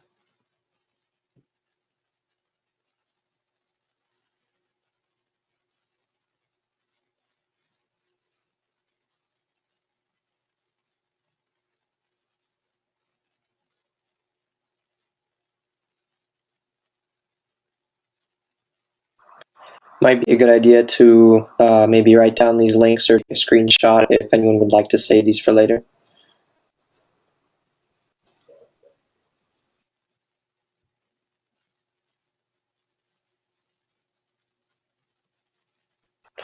And we also have another question. How essential is Git to programming in general, not just for first?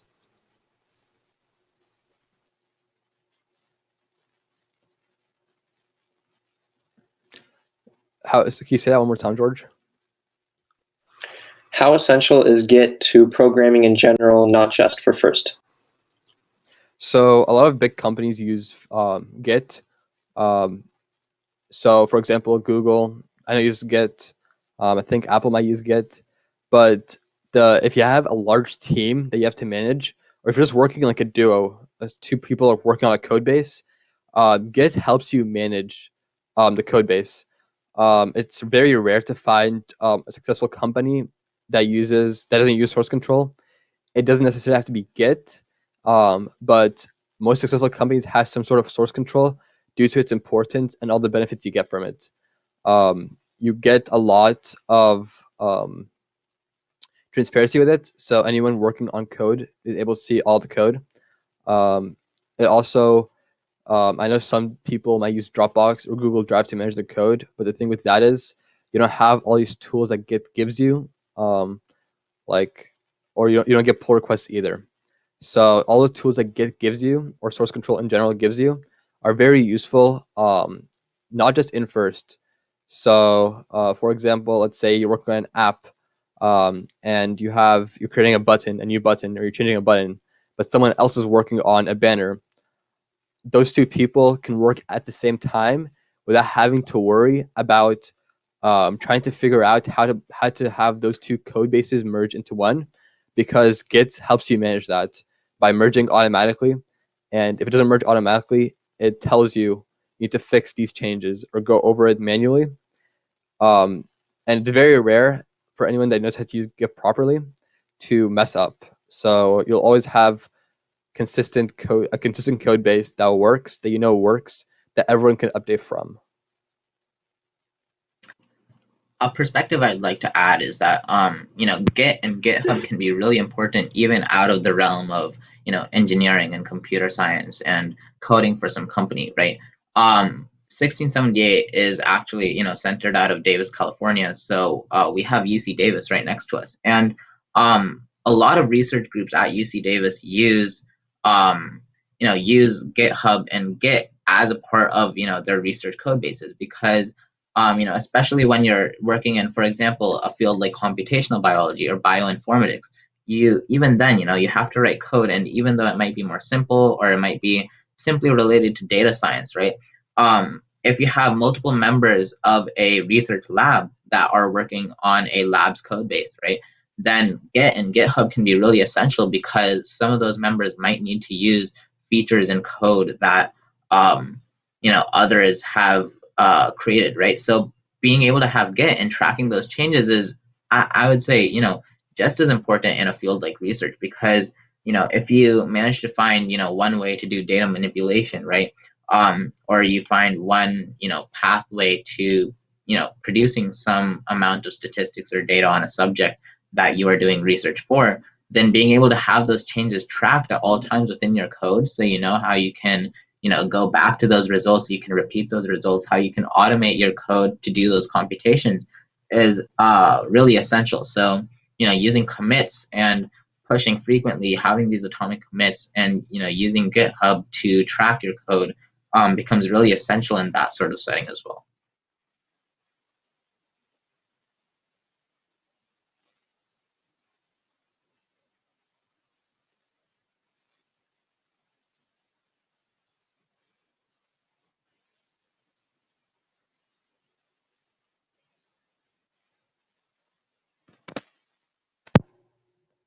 Any more questions? No, that's all for now. Awesome. Thank you all for coming to our fall workshop. We hope you enjoyed it. Bye. And again, we have our, you can reach out to software@citruscircuits.org or, Mohammed's personal email if you think of any questions after this or you would like any, help or support. These are really, these are very different times right now. And, we're all figuring it out together. But if you have any questions at all, then please feel free to reach out. We will be able to answer those questions as fast as possible.